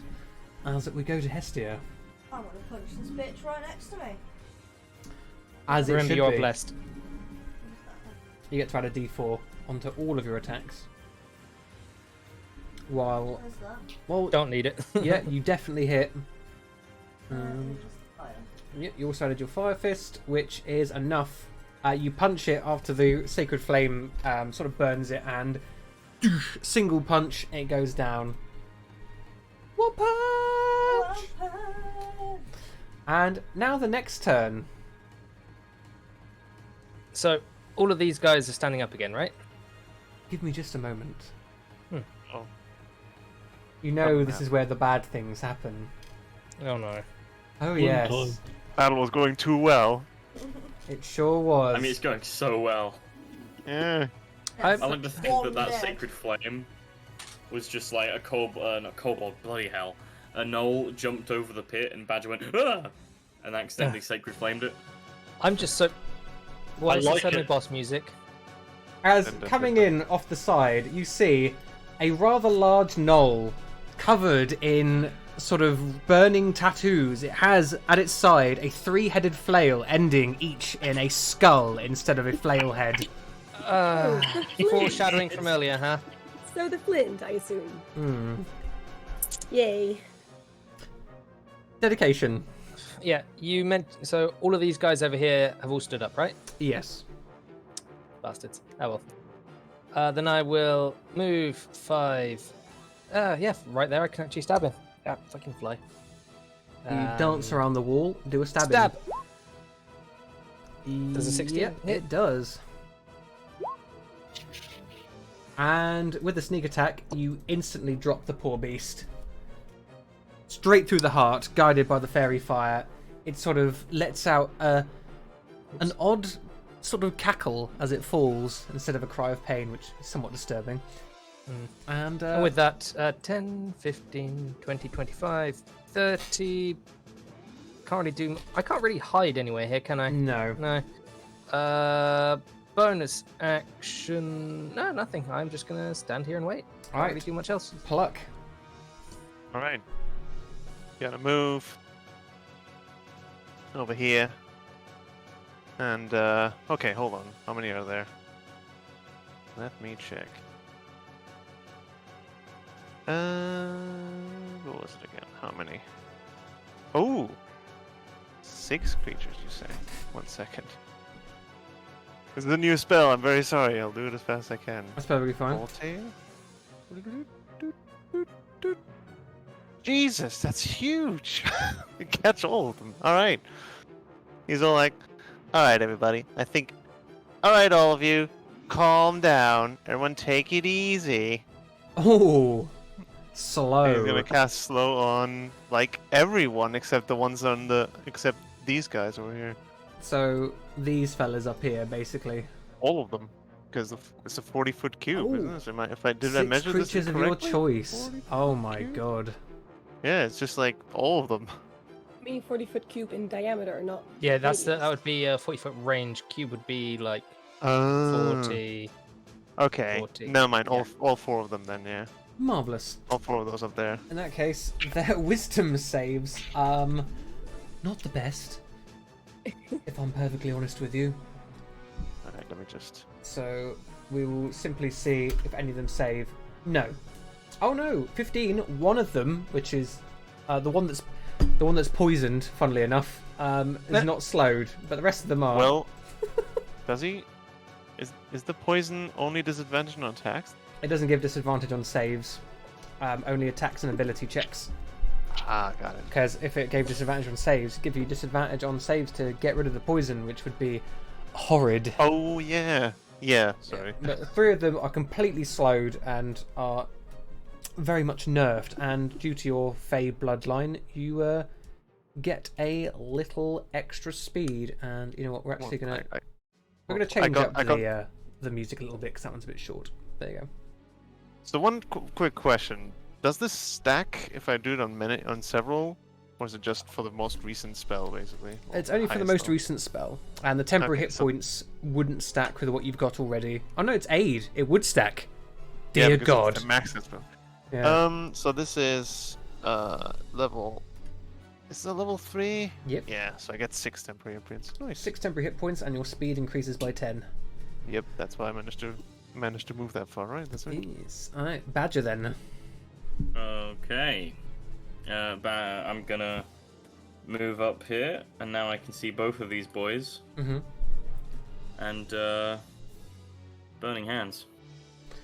Ooh, so the one at the bottom has disadvantage because he is currently indisposed, and the one on the He's other also in a side- pit of oil. He is in a pit of oil. So one of them, it's a 16 to save against you, isn't it? 16, yeah. Yeah, they both fail. So the one at the back is going to take the base 11. He's bloodied by it. The one in the pit, the oil gets set alight, and he takes a further 6 points of damage as it begins like yowling and sort of rolling around in the burning oil. Doesn't die, but it looks horrifically burned by the attack. And then I'm gonna use the rest of my turn to move to here. All right. That's my turn. Next is the big boy. Big lad. Who, oof. Okay then. You see him sort of tread towards the battlefield. He will dash as well. And here. And I need to put an aura on him. Not that you can see it, but I'll be able to. That's cheating. 10 feet. Okay. Kolvar, it's your turn. Again, everyone's too spread out, so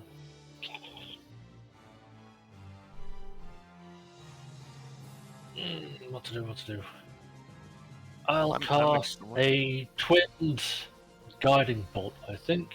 And who are your targets going to be? I'm going to hit Mr. Green Blobber Yep. and Mr. Big Boy. Blobber and Boy. So roll me for Blobber first.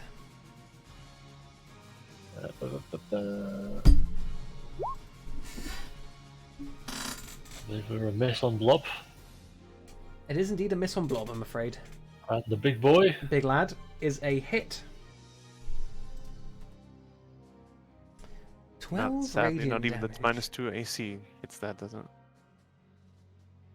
Oh boy. So the blast sort of strikes off of the enormous creature's shoulder. It flinches back from the blow and then turns its head, growling, to face you, Kolvar. And you feel like you have incited its wrath. I'm going to give it a little wave and I'm going to move 30 foot away. Excellent. Next we have the gnolls. So the one in the pit is going to take some secondary damage from the fire, which is not enough to kill it. However, it's still on fire. It is going to try and crawl its way back out of the pit with a athletics check, which it doesn't. It sort of falls back into the flaming oil. Because poor beastie. This one tries to jump over the pit, falls into the pit, and takes some fire damage because apparently they can't make simple athletics checks. And then these fellas who are slow. Too slow. Now, if I'm not mistaken, Half movement speed. And they can only make either a attack or a bonus action of both. marvellous. Half speed is still enough to get to dedication. Ooh. And this one, oh, it can't quite reach you, so it's going to head towards Hestia. Ooh. This one is going to rush towards you, Pluck, because you poisoned the hell out of it. This one picks itself up and is then gonna slowly make its way towards you. Do they get saves at the end of their turns? They do. Okay. And then these ones, not within range to really do much, so they are going to move like so. And then some attack rolls, I think, are in order.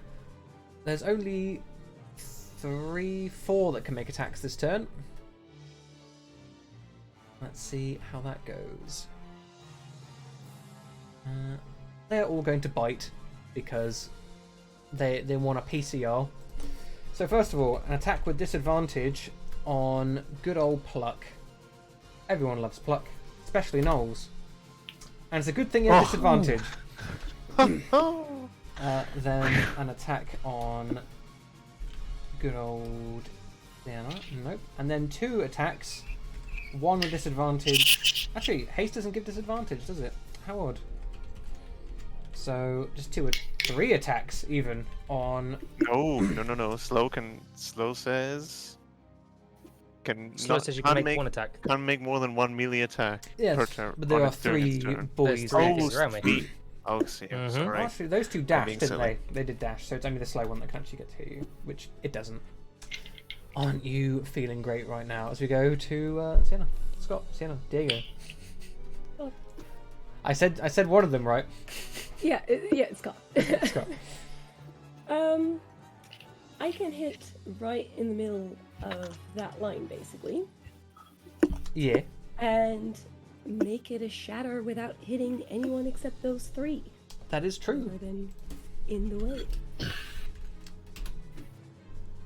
Well, they all fail, and you send out a sonic wave that devastates them. Bones break and ears split. None of them die, but they are all severely wounded and heavily sort of disorientated by the explosion. And are you doing anything after that? If I move, he can hit me. But yeah, I'm gonna risk that. Yeah, I'm gonna move a bit out of the way, especially because of that big guy that's coming. Right. The Null will make an attack opportunity. Mhm. Ooh. Which is As you sort of like move away, and it's in a frenzy after you have delivered this sonic damage. It like lashes out with a bite and tears at your shoulder as you leave for 5 damage. yes. Hestia, Oh, there are 2 alright. boys in the pit. Our pit boys can stay there. Good old pit boys. Right, this boy up here. I'm going. This boy. Yeah, this boy. I want to lightning lure him and then punch him. Yes, so you can, if you like, use 2 sorcery points to quicken your lightning lore Yeah. and then punch him afterwards. Delightful. Dear Lord. He makes his save! No. But it's kind of funny because your lightning lore sort of wraps itself around the creature's neck, and like as you drag it to the floor, it sort of fries and gets killed. So you can move if you want and then punch something else. What is it?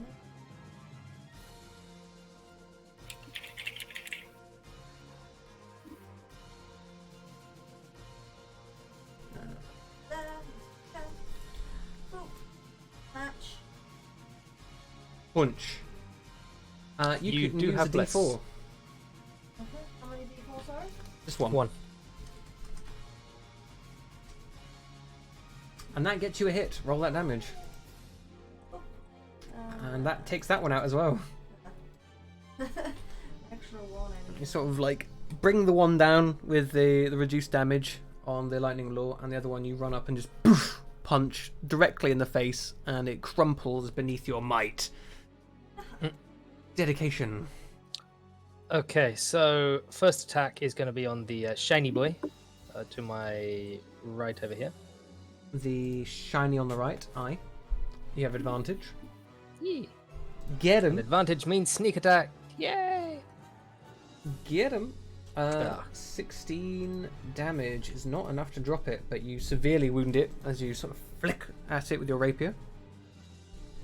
Now what?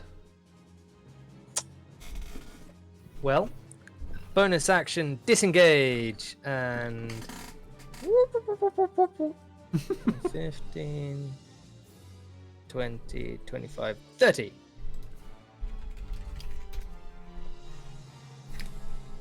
One of the Knolls is now no longer slow, because I've got to that check at the end of the round.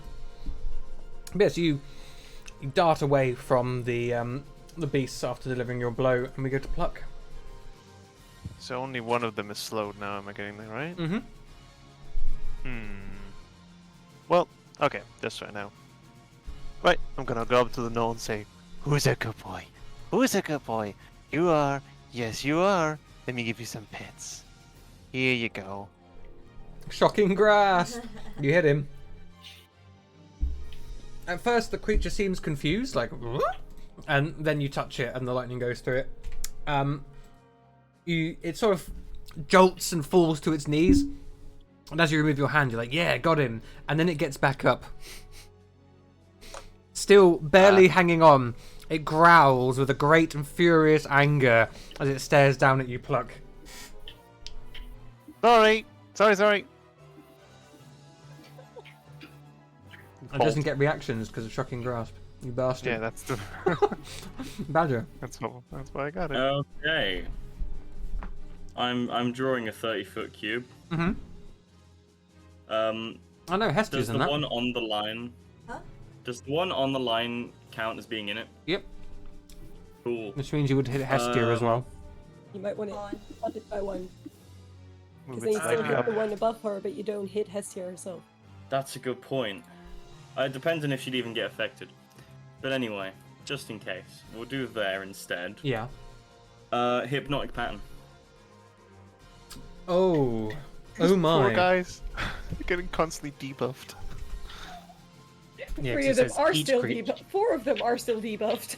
3 of them See. turn around and are like, "No, your colours mean nothing to me." But 2 of them do get. I'll put a little purple dot on those. So they are, what is it? So they're charmed, but under the effect of charm of this spell, they're incapacitated and have a speed of 0. Yeah. So these little swirly aurora sort of floats above them, and they sort of stare at it dazed. And while you concentrate, as long as they don't take any damage, they will stay that way. Yep, and I'm gonna move 25 actually to there, and that's my turn. Oh, I just realized Mhm. the guy hit me. That means I need to roll for my concentration, right? Because my fairy fire is concentration. Indeed. DC Do 10. I need to roll? Constitution saving throw. Oh no! Nope. Well- The fairy fire is gone. Boo. Boo. So the Flind comes around the corner, sees Hestia. It grins evilly as it winds up its 3 flail heads. And it's going to make 3 attacks on you. Oh my days. Okay, so what is your armor class, Hestia? 3 hits.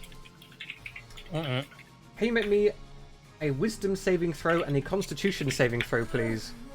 Constitution first.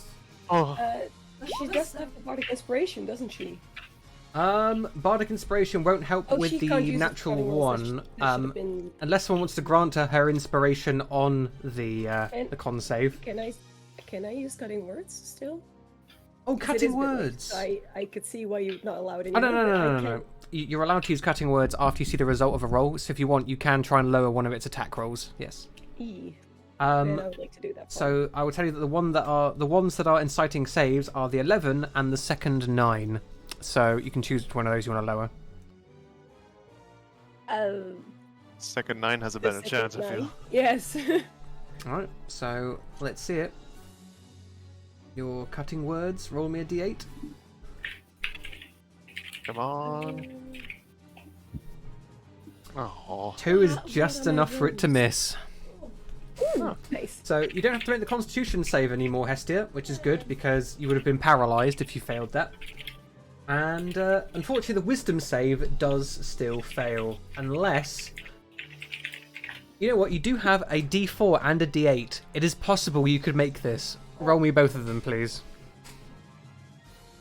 Because you have Bless and the Bardic Inspiration from earlier. Oh shit, yeah, Bless works on saving throws.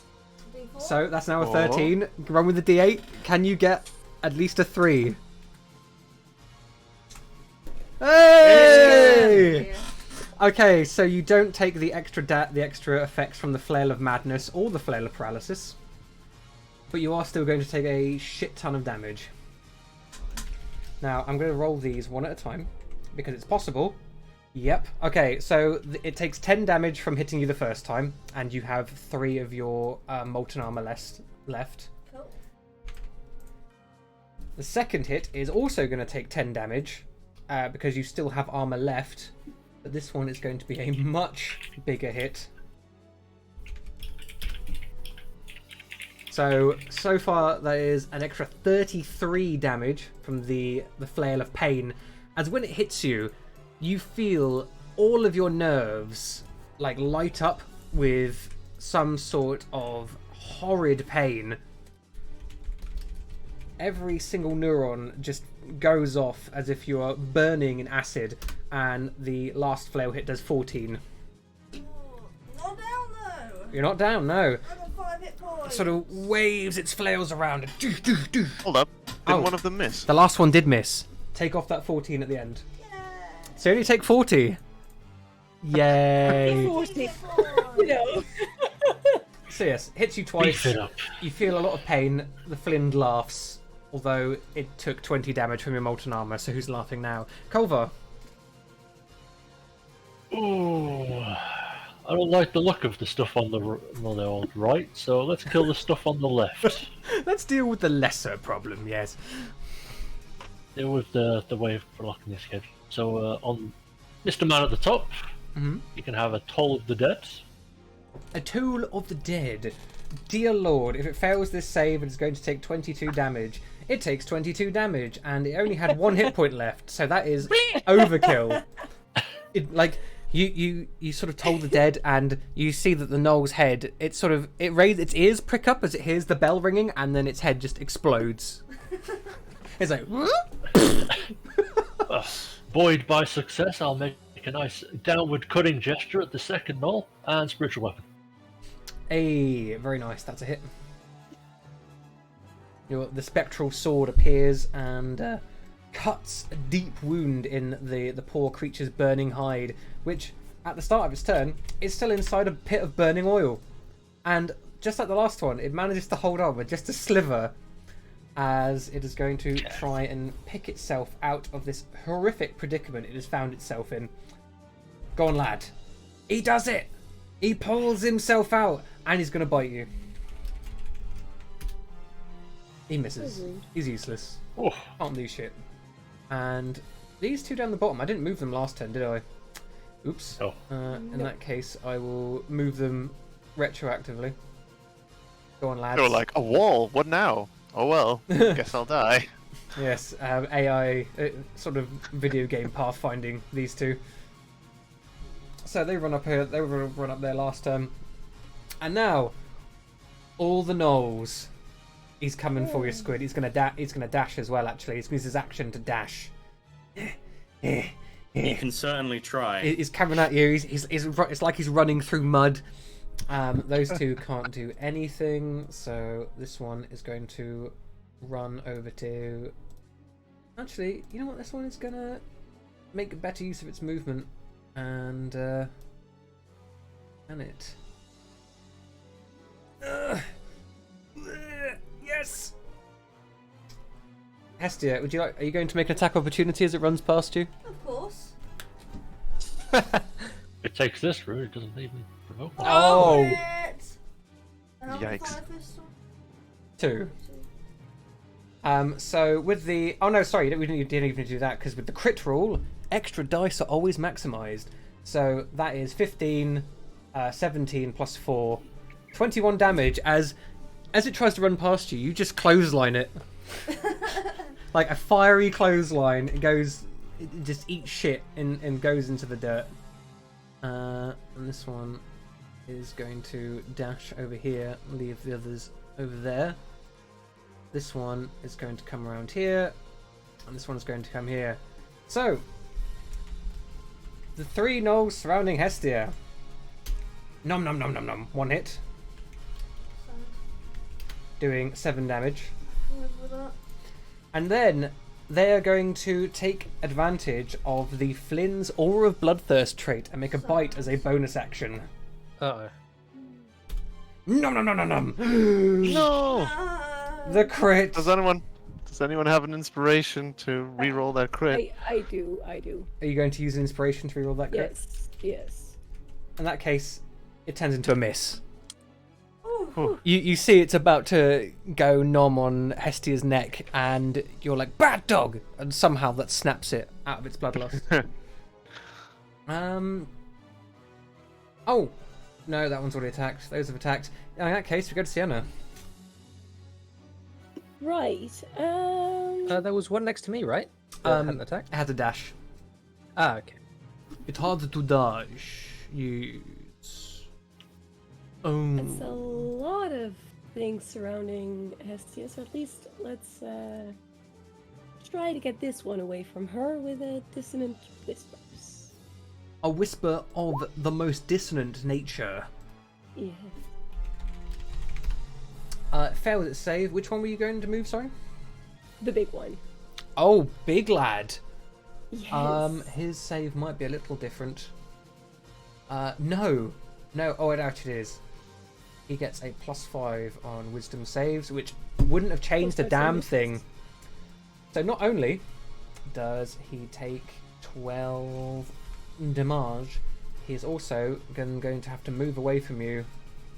Unfortunately, Hestia has already used her attack opportunity this turn, so she can't use her reaction again as it sort of bounds to the back of the arena. But you've effectively removed him from that part of the combat for now.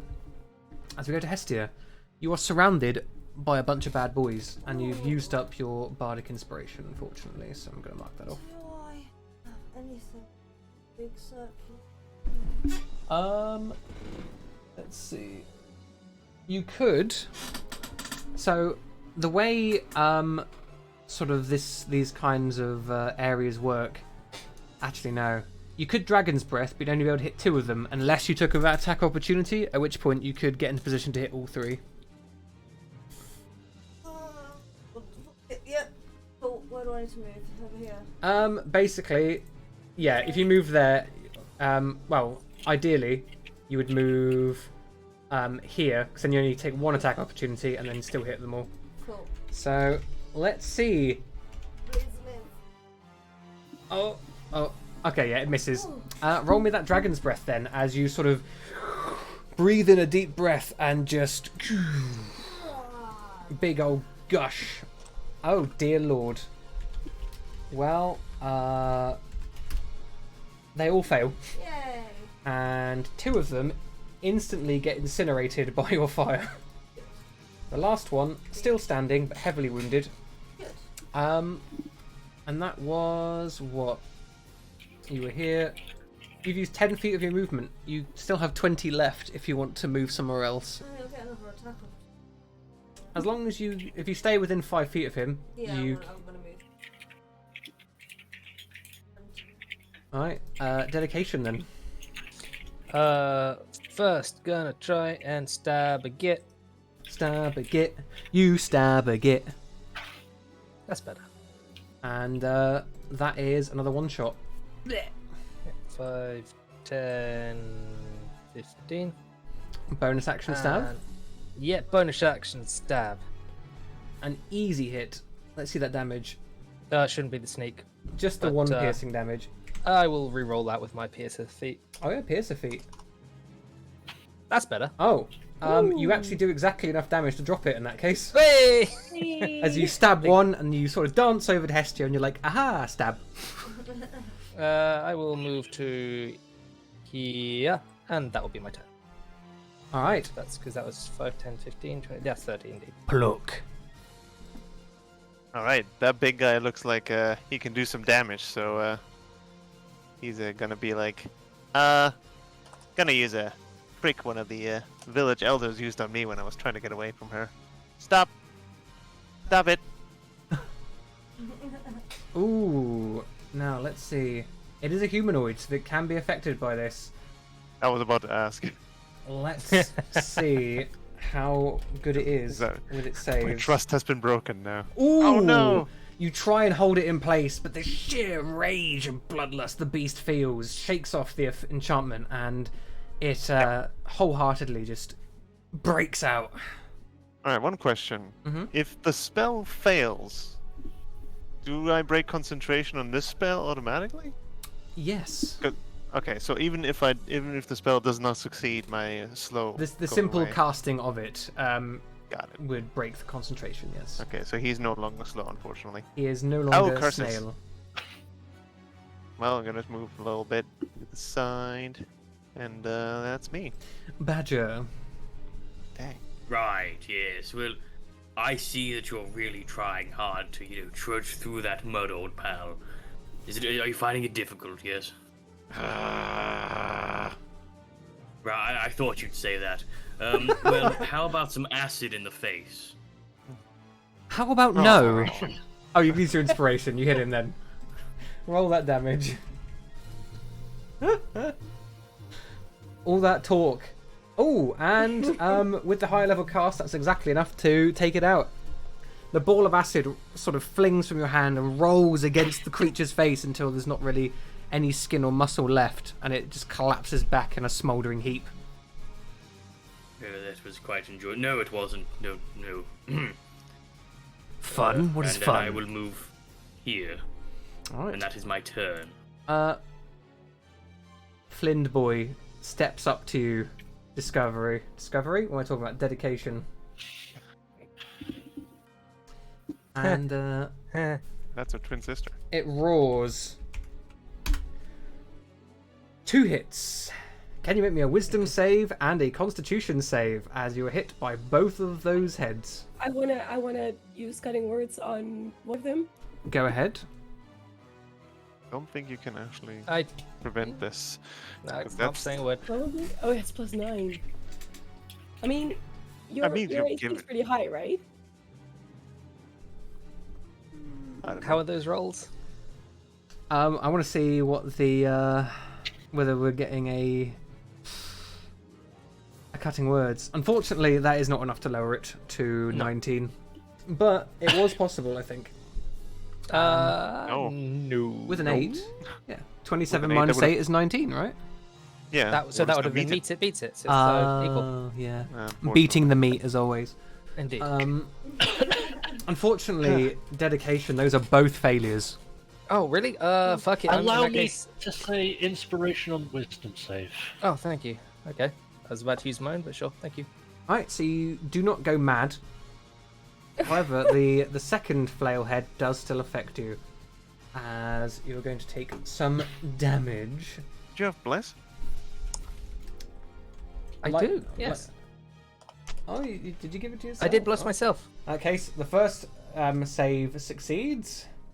Oh, yes, of course. You had the wisdom save was given inspiration. In that case, yes, the second save also succeeds. Oh, thank you for reminding. Thanks for remembering. Huzzah. So the 2 damages you take are a 6. And the A next one I will 14. uncanny dodge. Alright, so that gets halved to a 7 then. And 6 you and need to make 7, me 2 concentration saves for your bless. I do. So, Constitution. Yep. And yep. Alright, you hold on to the bless as it gives you a right old thrashing. Culver. They're finally in position. Finally. I move 30 feet, provoking an attack of opportunity. An attack of opportunity actually hits you through the mirror images. Marvellous. I'm so excited that I almost rolled a Shake my d20 fist for at damage. God. 8 damage. It was a max roll as well. God damn. He sniffed you out. Was What a having none of monster. it. Anyway, twin taste. Oh. Okay. Castor and dedication. You are both hasted. You get +2 to armor class, advantage on deck saves, and extra attack per round. Brings me down 1. That's a regular spell cast. It is time to fucking go, as they say. This knoll over here. Oh yeah, should have Nippy done that the is other way an action to put around. himself out, Oh, so- well. And a spiritual weapon will bonk Mr. Man, who just vanished. Oh, okay. You rolled a hit then.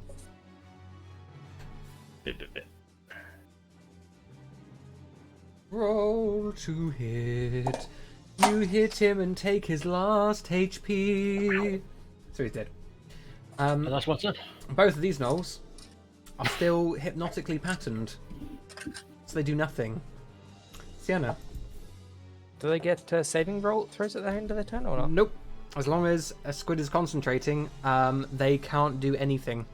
Oh shit. They don't take damage. Right. I will say that this guy really needs a bath. He smells like wet dog.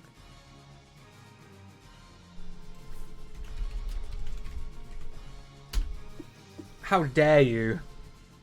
He presents your comment of wet doggery, and his first attack next round is going to have disadvantage. And considering everyone who is hit is so nicely lined up anyway, get an extra 5 health back.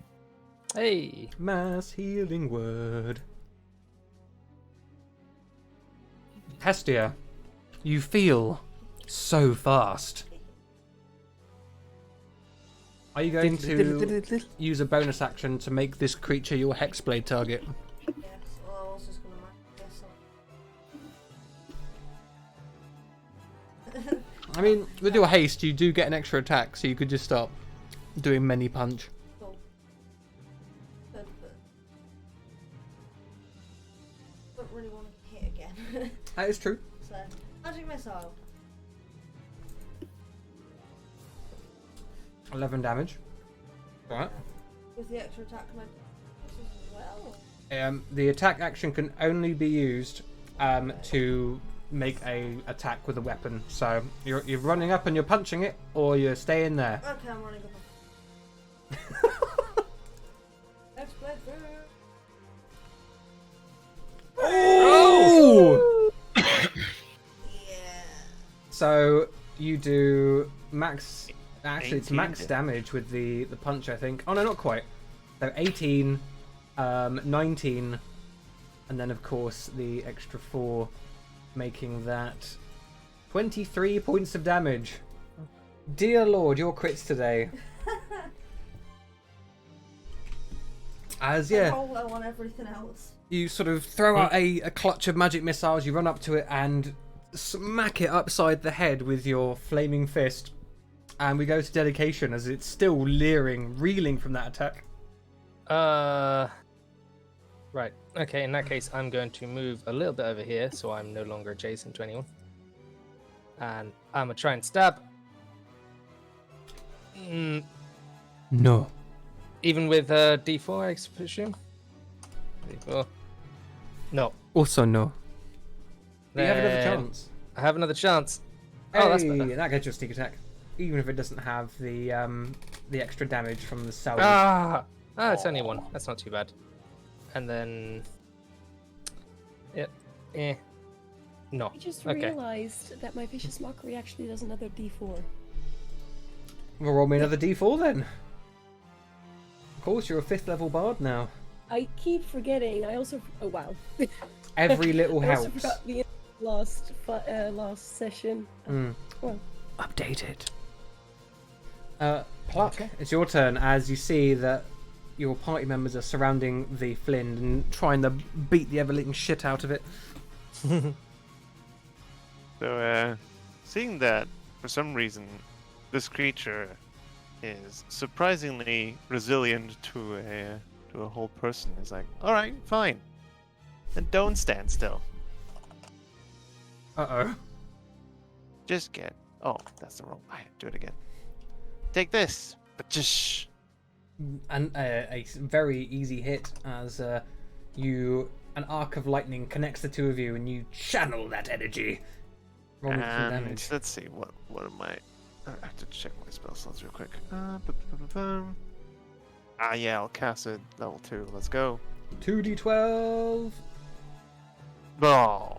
I mean, it's still good. 13 points. As the lightning courses through its body, it sort of yelps. Badger, show us what you've got.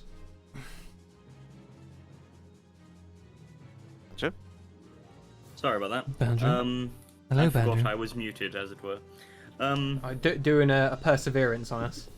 I did a perseverance. Yeah. God, what a loser. Am I right? So this is gonna be a very simple round for me. I'm just gonna Ray of Frost. You hit him. Pew! There's 4 damage for you. Oh, truly, you are the king of damage dealers. Thank you, thank you. As it gets I slowed try. down. And now it's its I turn. am, First, it is going to try and squish dedication with its first flail head. Boom! Missing. Then The it is is going it to. 4 plus 10? That was with disadvantage. So. Ah, was it disadvantage? Okay. Then the Vicious second mockery. flail head, Oh, of course, yes. also on dedication. Oh, Dedication. I'm going to use my own inspiration to nullify the crit. Oh, I was hoping. I thought you were going uncanny dodge. That's fine. I'll roll again. I am also going to uncanny dodge. Yes. Second crit. oh, you wanted it. So close. So close. And then finally, it's going to use the last flail head on Hestia. Also hitting. These rolls! What is this? Damn it! Yikes. Okay. So, it's a good thing that you uncanny dodged dedication. And it's a good thing you avoided that crit, 'cause otherwise this would be doubled. You take 15 damage from its its flail head of pain. Can you imagine? 10d10. Oh! It just maximised it. Like Actually, no. 55 points of damage. 50 plus, Yeah, yeah. it would have been 5d10 plus 55. Oh my god. I'm pretty sure that it'd more than likely kill me outright. Well, you'd half the damage with uncanny dodge, so you know what? I'm If I actually didn't- going to roll and see what that would have done. Loads of damage. welcome to today's game You would have show. taken. How did it? You would have taken 41 damage. That's not enough to kill you outright. It was close though. Indeed. I think that can one-shot you, can't it? 41. 41 can indeed. Yeah, you got 40 hit points, is it? Yes, max is 40. Yeah. Dear It was lord, a that no would have hit been points, right? dangerous. And then what am I doing? Hestia. Can you make me a Constitution saving throw as you hit the other one for 6 damage? It's so underwhelming. It's like one flail head is like 31, 80 damage. The other one's like 6. Yeah. But it does have those rolls against it though, Yeah. the saving throws. Hestia. Oh, Constitution saving throw. we go. I need to roll one as well. Shit. You get to add a d4 for your bless, Hestia. I'm fine. Yeah, my bless stays. Yee. Also, I just realised something.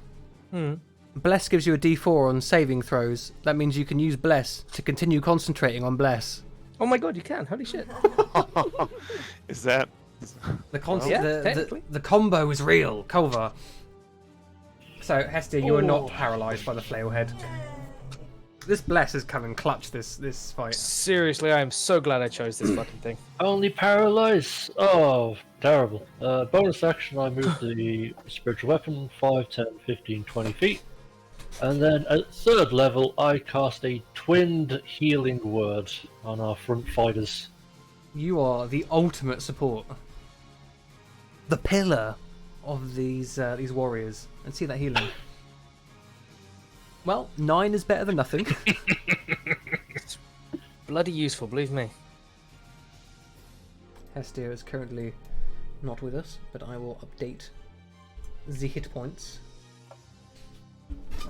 Alright, so yeah, you drop out the big old heal word, and we go to the gnolls, who are still sat there, unable to do fuck all. Sienna.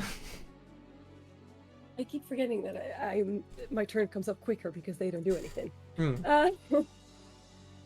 I will hit the big guy with an upcasted dissonant whispers.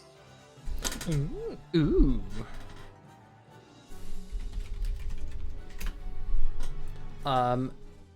Yeah, he eats that, and actually, he doesn't actually run because he's dead.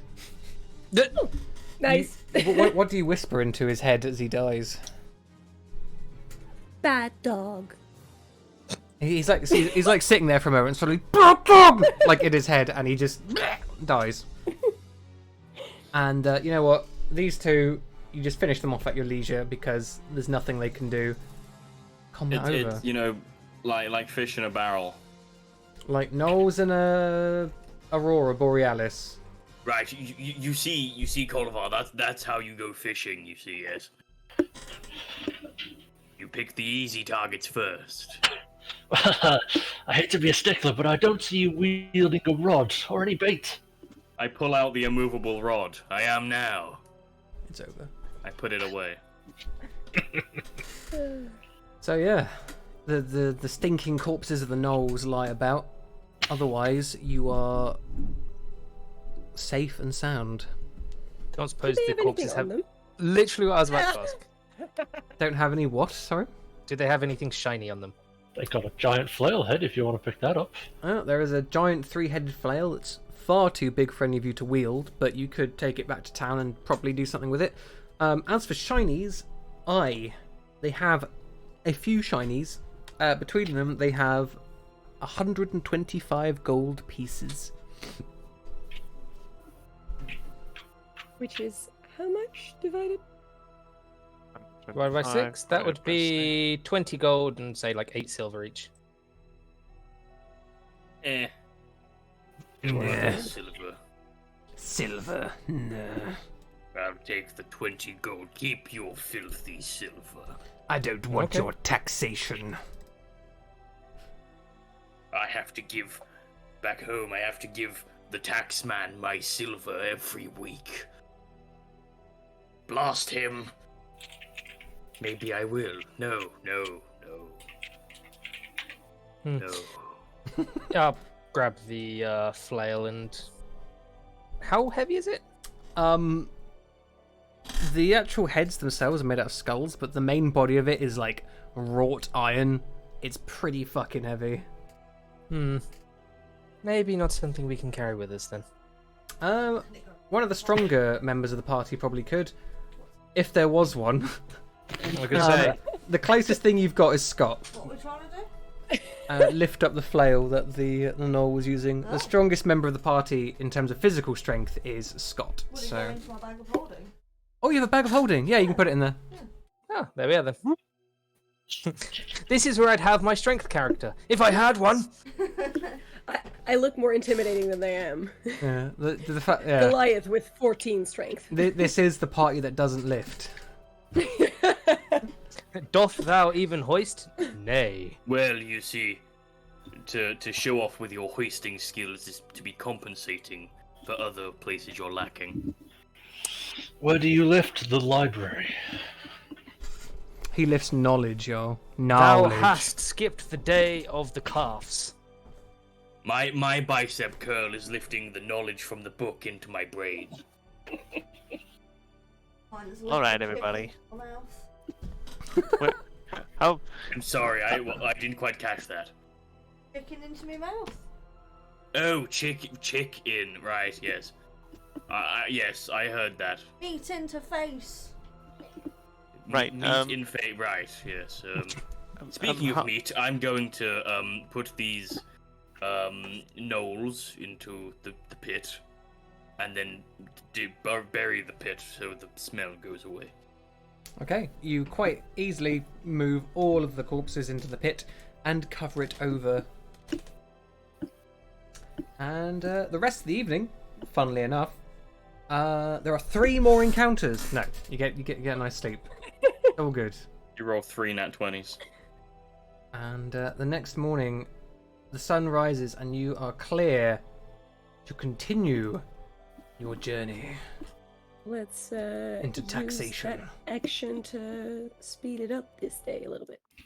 Excellent. In that case, with the with using the action to speed up the party, you will actually get there today.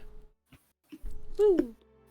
So you head south and move at a great pace.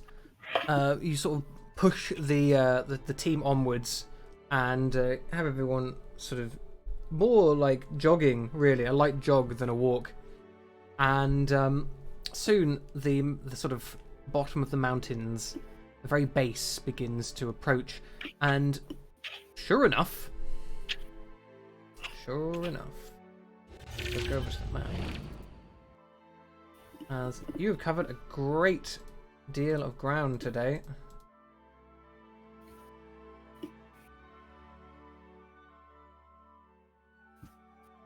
And where does it turn? Be there. Marvelous. Oh god, we're going where no party's ever gone before. Since you can see the mountains, I am going to sort of do a general line of at least the bits you would be able to see in the distance. And yeah, sort of right in the center here, 43, you find a structure built into the foot of this mountain. It is a grandiose, or well, perhaps would have been once a grandiose hall, built out of a stone none of you recognize, worked in a fashion that seems alien to you, but strangely neat.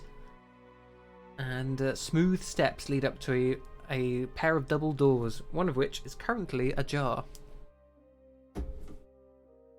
You say that it's non-Euclidean? No, not really. Okay. It looks... Thank goodness.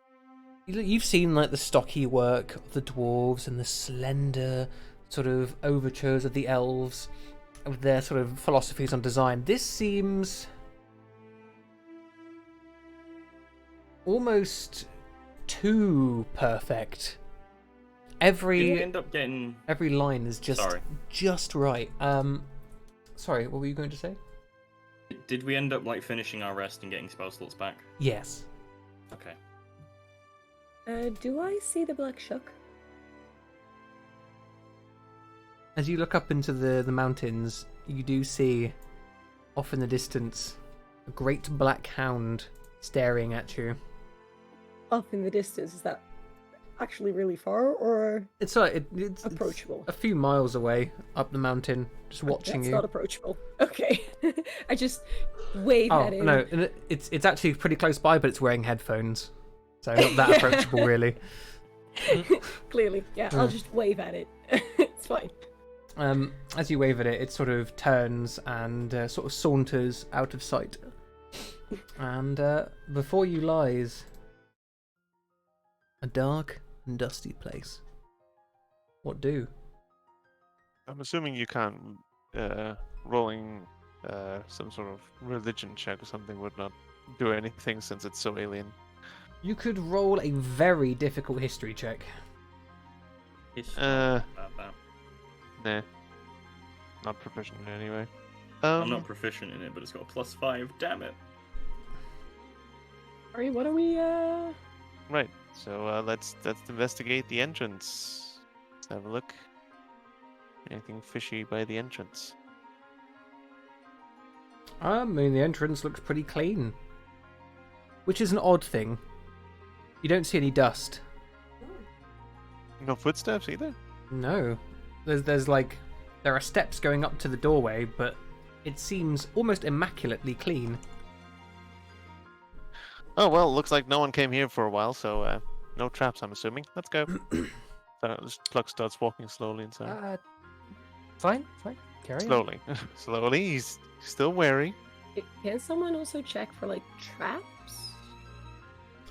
An investigation check can be made by someone to look for traps, if anyone in the party is proficient. I'm not mean, I'm a proficient. bard. I am. I'm very proficient. Marvelous. Well, Sorry, what was that? are you questioning me? No? Good. You don't spot any traps, Badger. Or dedication. Right, well, I've got good news and I've got bad news. What do you want first? Well, there's no traps, so that's the good news. Yes. What is Bad that news? The bad news, there's no traps. Why is that bad news? Oh no, it gives me a bad vibe. I mean, Badger, It was. would you also have the ability to see if there's magic around? a learned man like you. Oh, well, I mean, yes, I suppose I could maybe know if there's anything magical going on.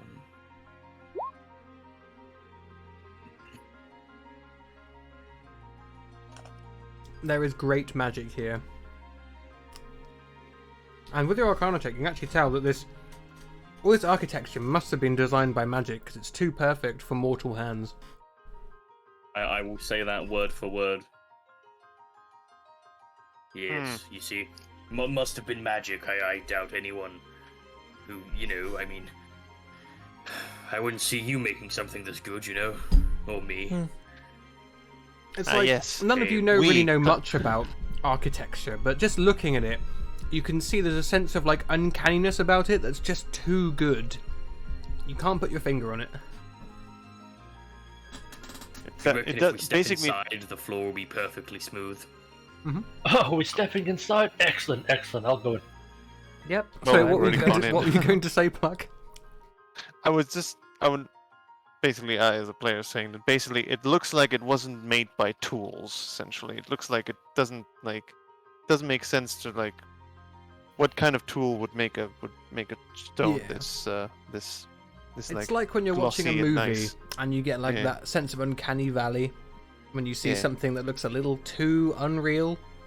Apart from you experiencing it as a thing you're seeing in real life. Right.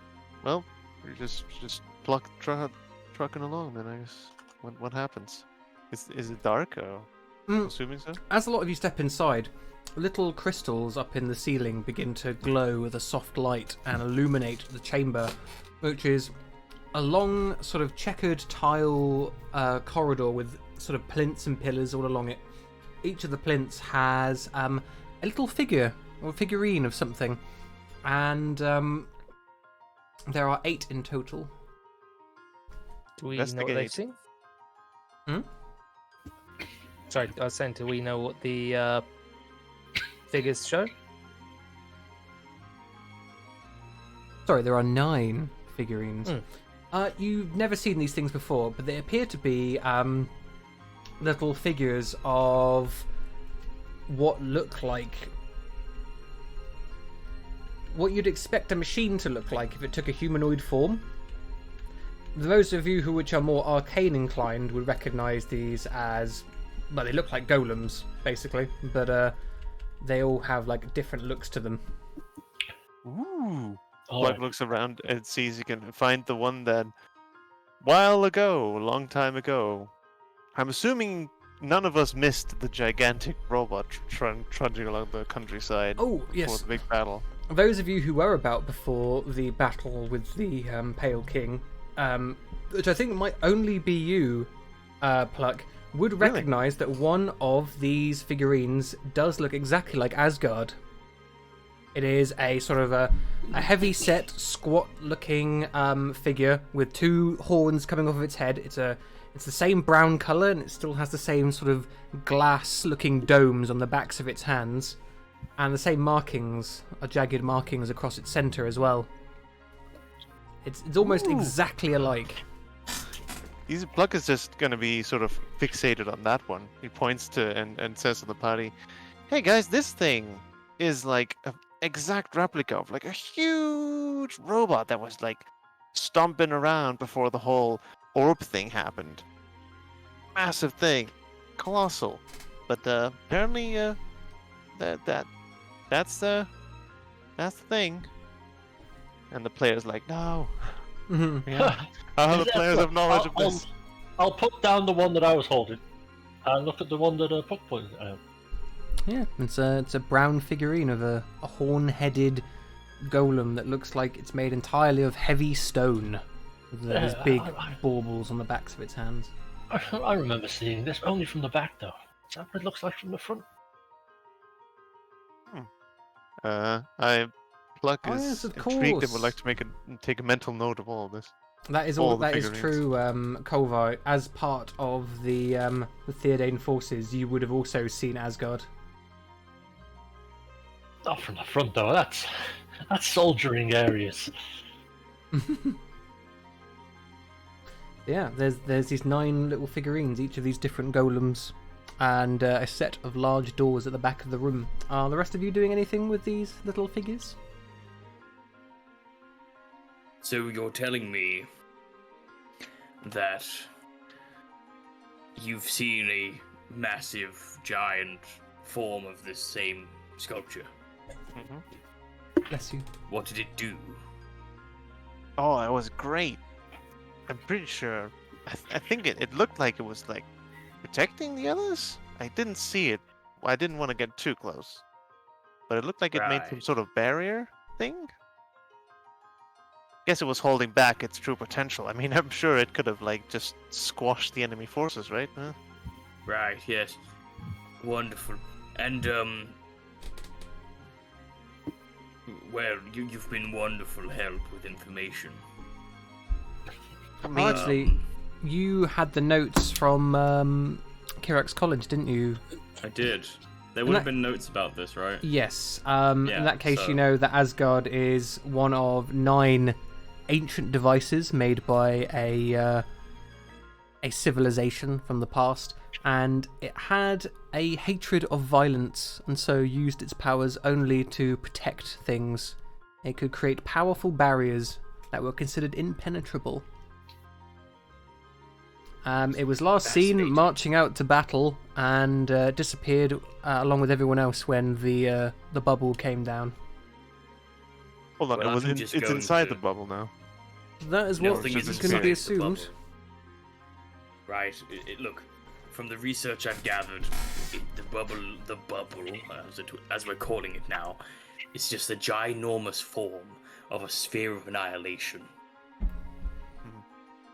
Nothing is getting in or out of there. It destroys all matter. Has a magical aura around it. And The only yet, thing that could Some potentially things are breach getting it. in and out. things are coming out. Have you seen things coming out? No. Eyewitness reports. Do you know how they're Do reports. you know how unuseful? Badger. I did see reports something are? going into it. That was your hand, friend. Oh no, I saw like a slug holding a watch walk straight into it. With my very own eyes. No one's going to mind if I take one of these, right? Anyway, Well, the I slug. was going to take them all, but yes, okay. So Such a kidder. you've got your pick. There is a squat-looking black one with lots of red sort of crystals across its front.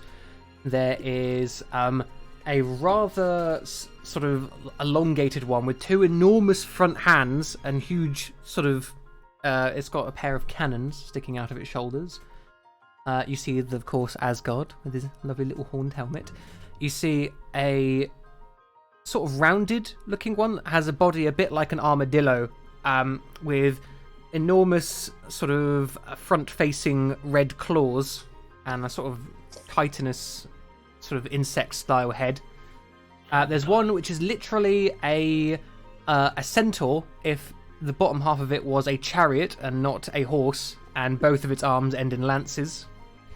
There is one that looks like a stone mermaid, one that looks like a priest wielding a staff, one that looks like a sort of a dark knight with a enormous floating sword, and one that looks like a hound-headed creature with 100 arms coming out of its back. That just sounds weird. I'll take the floating sword one. I'll take the Dedication priest with the takes- staff. Dedication takes the mermaid. Okay.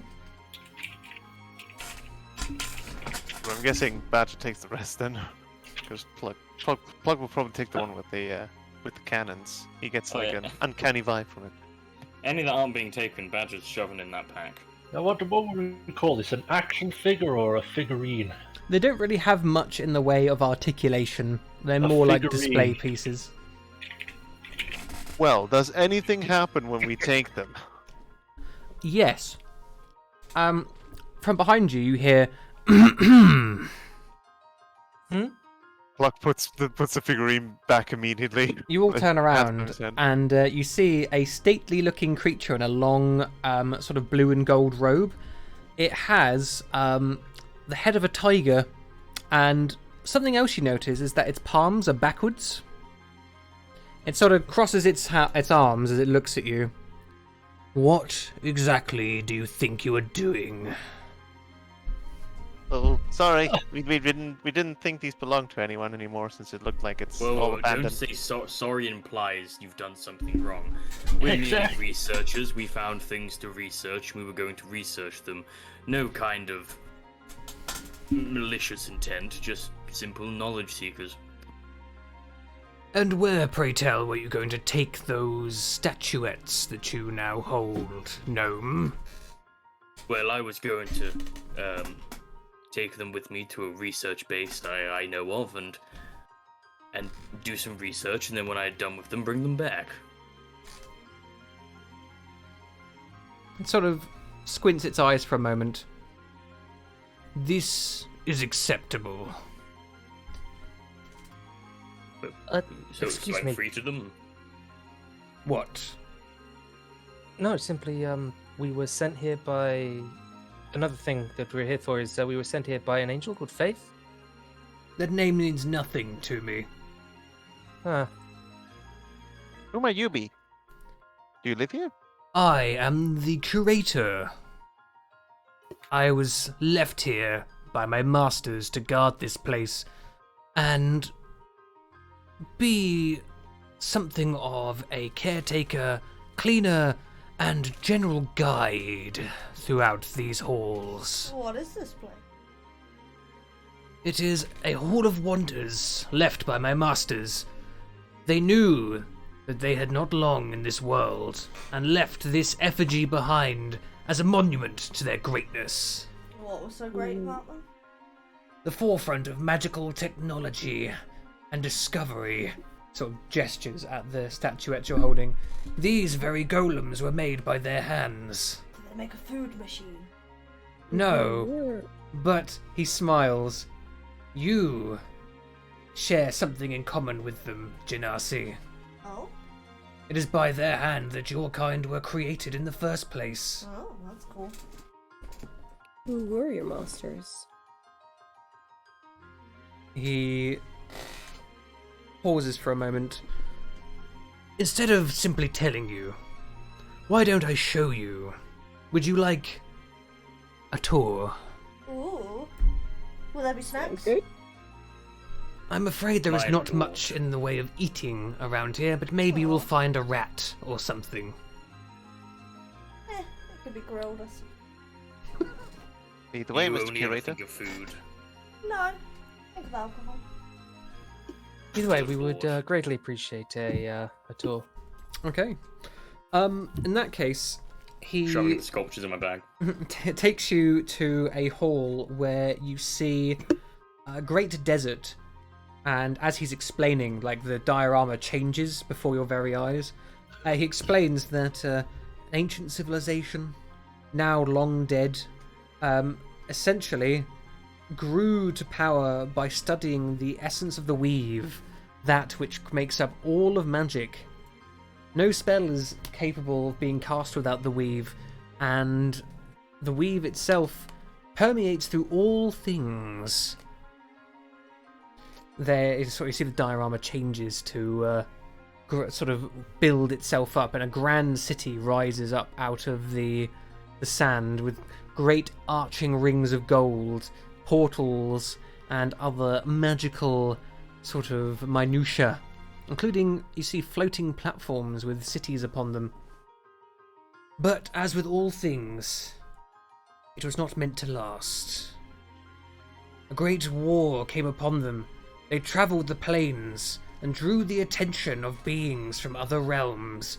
You see, like, demons, the things that you know today as demons and devils and other such extraplanar beings sort of erupt through some of the portals, and there's like loads of bloodshed and battle all over the sort of scene.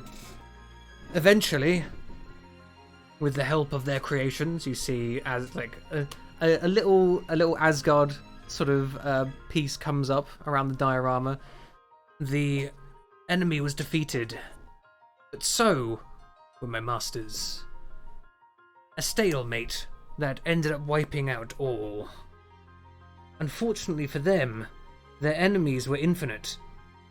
While they destroyed many of the Outlanders from other worlds, they did not realize their true nature, that being the souls of the wicked, changed by the realms they had come from, and thus, while they faded into memory, the creatures you now know as demons and their like continued to exist. But, he goes on to another room, and you follow, other things took their place, and you see the Genasi, created by their hand, a race of those in touch with the elements. They avoided the fate of their creators and hid away in the elemental planes, only returning when the fighting had died down, and now are quite prominent among your species from what I hear. Given there is one standing among us, that makes perfect sense. But you may ask, how exactly did they come back here? And that is now for me to tell you, as he takes you to another room and you see a ship. Behold, the Trail Seeker, a grand vessel that they used to head to this realm. It crash-landed in these very Heartlands, and then they scattered to the many winds. Where did it crash land? He smiles. It has been many thousands of years. It is likely far buried beneath the earth. But were you to have a piece of it, perhaps you could find it. And as it happens, I have one right here. He sort of shows you a display case which has like a rod from like a steering wheel, like one of the little prongs that comes off of it, sort of just inside a display case. Alright, what's the catch, buddy? He smiles, and you see his sort of feral, sort of feline teeth as he does so. You are correct in assuming that I would never give this up for free. Well, we sort of are on a bit of a quest that requires the trail blazer. Well, I imagine having the full ship in such a fine museum, shall we call it, would be very beneficial for you. Indeed it would, and if you happen to take it elsewhere before bringing it here, I would be none the wiser. Is So that the what, catch? you'll give us this and we'll bring the ship back to you? No. If I am to impart this piece to you, there is something you must do for me. And what would that be? I have a cousin, you could say. He lives far to the north of here. I have been hearing that he has abandoned his duties and is doing some rather unsavory things. All I ask is that you subdue him and bring him to me. Oh, We have to be alive. Drag him down? That sounds great. Preferably. Oh. Okay. You okay to be a little bit charred? Of course, he would never go lightly. I'm assuming your Well- masses give you fighting capabilities. Any weaknesses we can take care of? We can take advantage of? Yes. Anything that pierces, which is wielded by that of pure heart, is anathema to my kind. Oh. A knife, a rapier, a spear, perhaps an arrow. That is our bane. I'm assuming you have some. I'm When assuming you have some wielded by a vulnerable creature magic. of good heart, especially so for us. You were saying, small one. Ah, sorry. Since you were created by people who have highly investigated magic, I'm assuming you are he is resistant to it? To a In some way, limited perhaps? degree, yes. You'll Ah, want to okay. avoid using lesser magics upon him, for they will simply not work.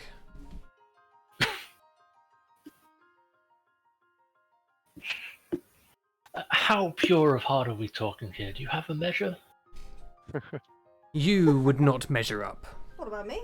That's good. Neither would you. Oh, I'm pretty pure.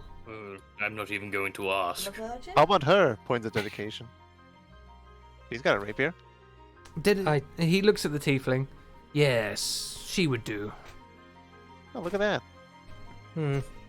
As would your shape-changing companion. Oh, saw right through that, huh? I.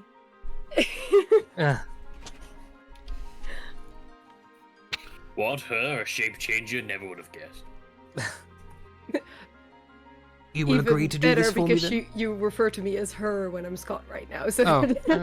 Damn it, him. But I don't know which one you are. I don't bother looking at you. Yes. I can only see up to your groin, and that's covered. This time it is. You will agree to do this for me then? And in return I shall grant you a piece of the Trail Seeker that you might find where it is buried. I suppose so, yes. That's a fair bargain, I would say. We can certainly try. He leans forward, almost menacing with a look on his face, and he says, "And of course you will then, after using it for your purposes, admittedly it may take some time, but afterwards you will bring it back to me, yes?" Oh, I think it'll be completely destroyed after we finish using it. No, it won't. You Ignore him. underestimate its ability. He's just a gambler. You say we're going to want to fly straight into a large sphere of annihilation? That sounds like quite the gamble I don't want to take part in. We will Again. endeavour to bring it back as Swear swiftly it. as possible. Sure, Whatever. I swear to do my best. I swear that if we don't destroy it, When we don't destroy it. Okay, Indeed. Hestia, yeah. as you say that, a mark appears on the back of your hand. Oh, You have sworn. You are bound. that's not scratched. That is good enough for me. You got geesed? Maybe. Interesting magic there. Would I recognize it? Make me an Arcana check. Yeah, it appears that Hestia has just been gearsed. Oh. A gears is a kind Oh. of magic that binds you to an oath, and if you basically break your promise, you begin to die. That's fun. That's fine. Funny thing is that- That's an if. You said, if we don't break it, then we'll bring it back to you, which is exactly Yeah. promised. If you break it, then it's fine. Well, looks like we're breaking it. No, we are not breaking it. If we are finished with it and it doesn't break, and you try to break it, so help you whatever god you believe in, they won't help you at all. Ah, fuck Right, off. let's don't exist. let's solve this familial dispute, everybody. Family, please, don't make me laugh. I'm old enough to be your great-great-great-grandfather. I'm What are you afraid, talking team. about? That's why you're so grumpy. I'm afraid, team, that the journey to go and deal with this familial dispute is going to have to be handled in another session, as the journey would take us far, far too long this evening. But we shall put a cap in the session for there, as you have gotten your goal, figured out what you need to do, and gained a little bit more insight as to what exactly the Trail Seeker is. I am certain you would like some experience, no? Please and thank Oh, why you. not? Yeah. In that case, for tonight's shenanigans, each of you gains 2,483 experience points. 2,480. 2,483. 2,483. Our Hey. number? Ours would be 12066. 2, 0. Yeah, we always play together. Woo! That'd be it. Wait, what? Damn, You two level I'm- together? I am behind you lot in XP. Well, Okie what are dokie. you on? I'm on 10,000. The Yeah, I mean, those of you who don't always do Sundays will be able to catch up by being on the Thursday, given that you change up your thingies, the days that you're available. But that shall be it for tonight. We do have, of course, some shout-outs. We have 2 streamers with us. So, first of all, Ollie Dag, tell us about your bow. Nah, typical video games playing shit with the big burly bear boy. Pretty much that. Alright. And TK Squid, who plays... sorry, I should say, Ollie, you play Dedication, and TK Squid, who plays the Badger. Yeah, I'm a streamer. I stream things. Come check me out. Woo! Woo! He's not like Yeah. this, like, ever, so... I'm never like that. No. Not even on stream. You know what I'm like on stream? I'm like this. Hey guys, welcome to today's stream. If you want to hear that kind of content, come on over. It's like watching Badger IRL. Exactly. And just as miserable. with that said, we shall adjourn for tonight. Thank you everyone for watching. Thank you to all the new followers. Sorry. I'm honestly humbled by the amount of viewership and following we've had this evening. It's been great. So everyone, say goodnight. Bye. Good night. Bye. Random omniscient people. Taxation.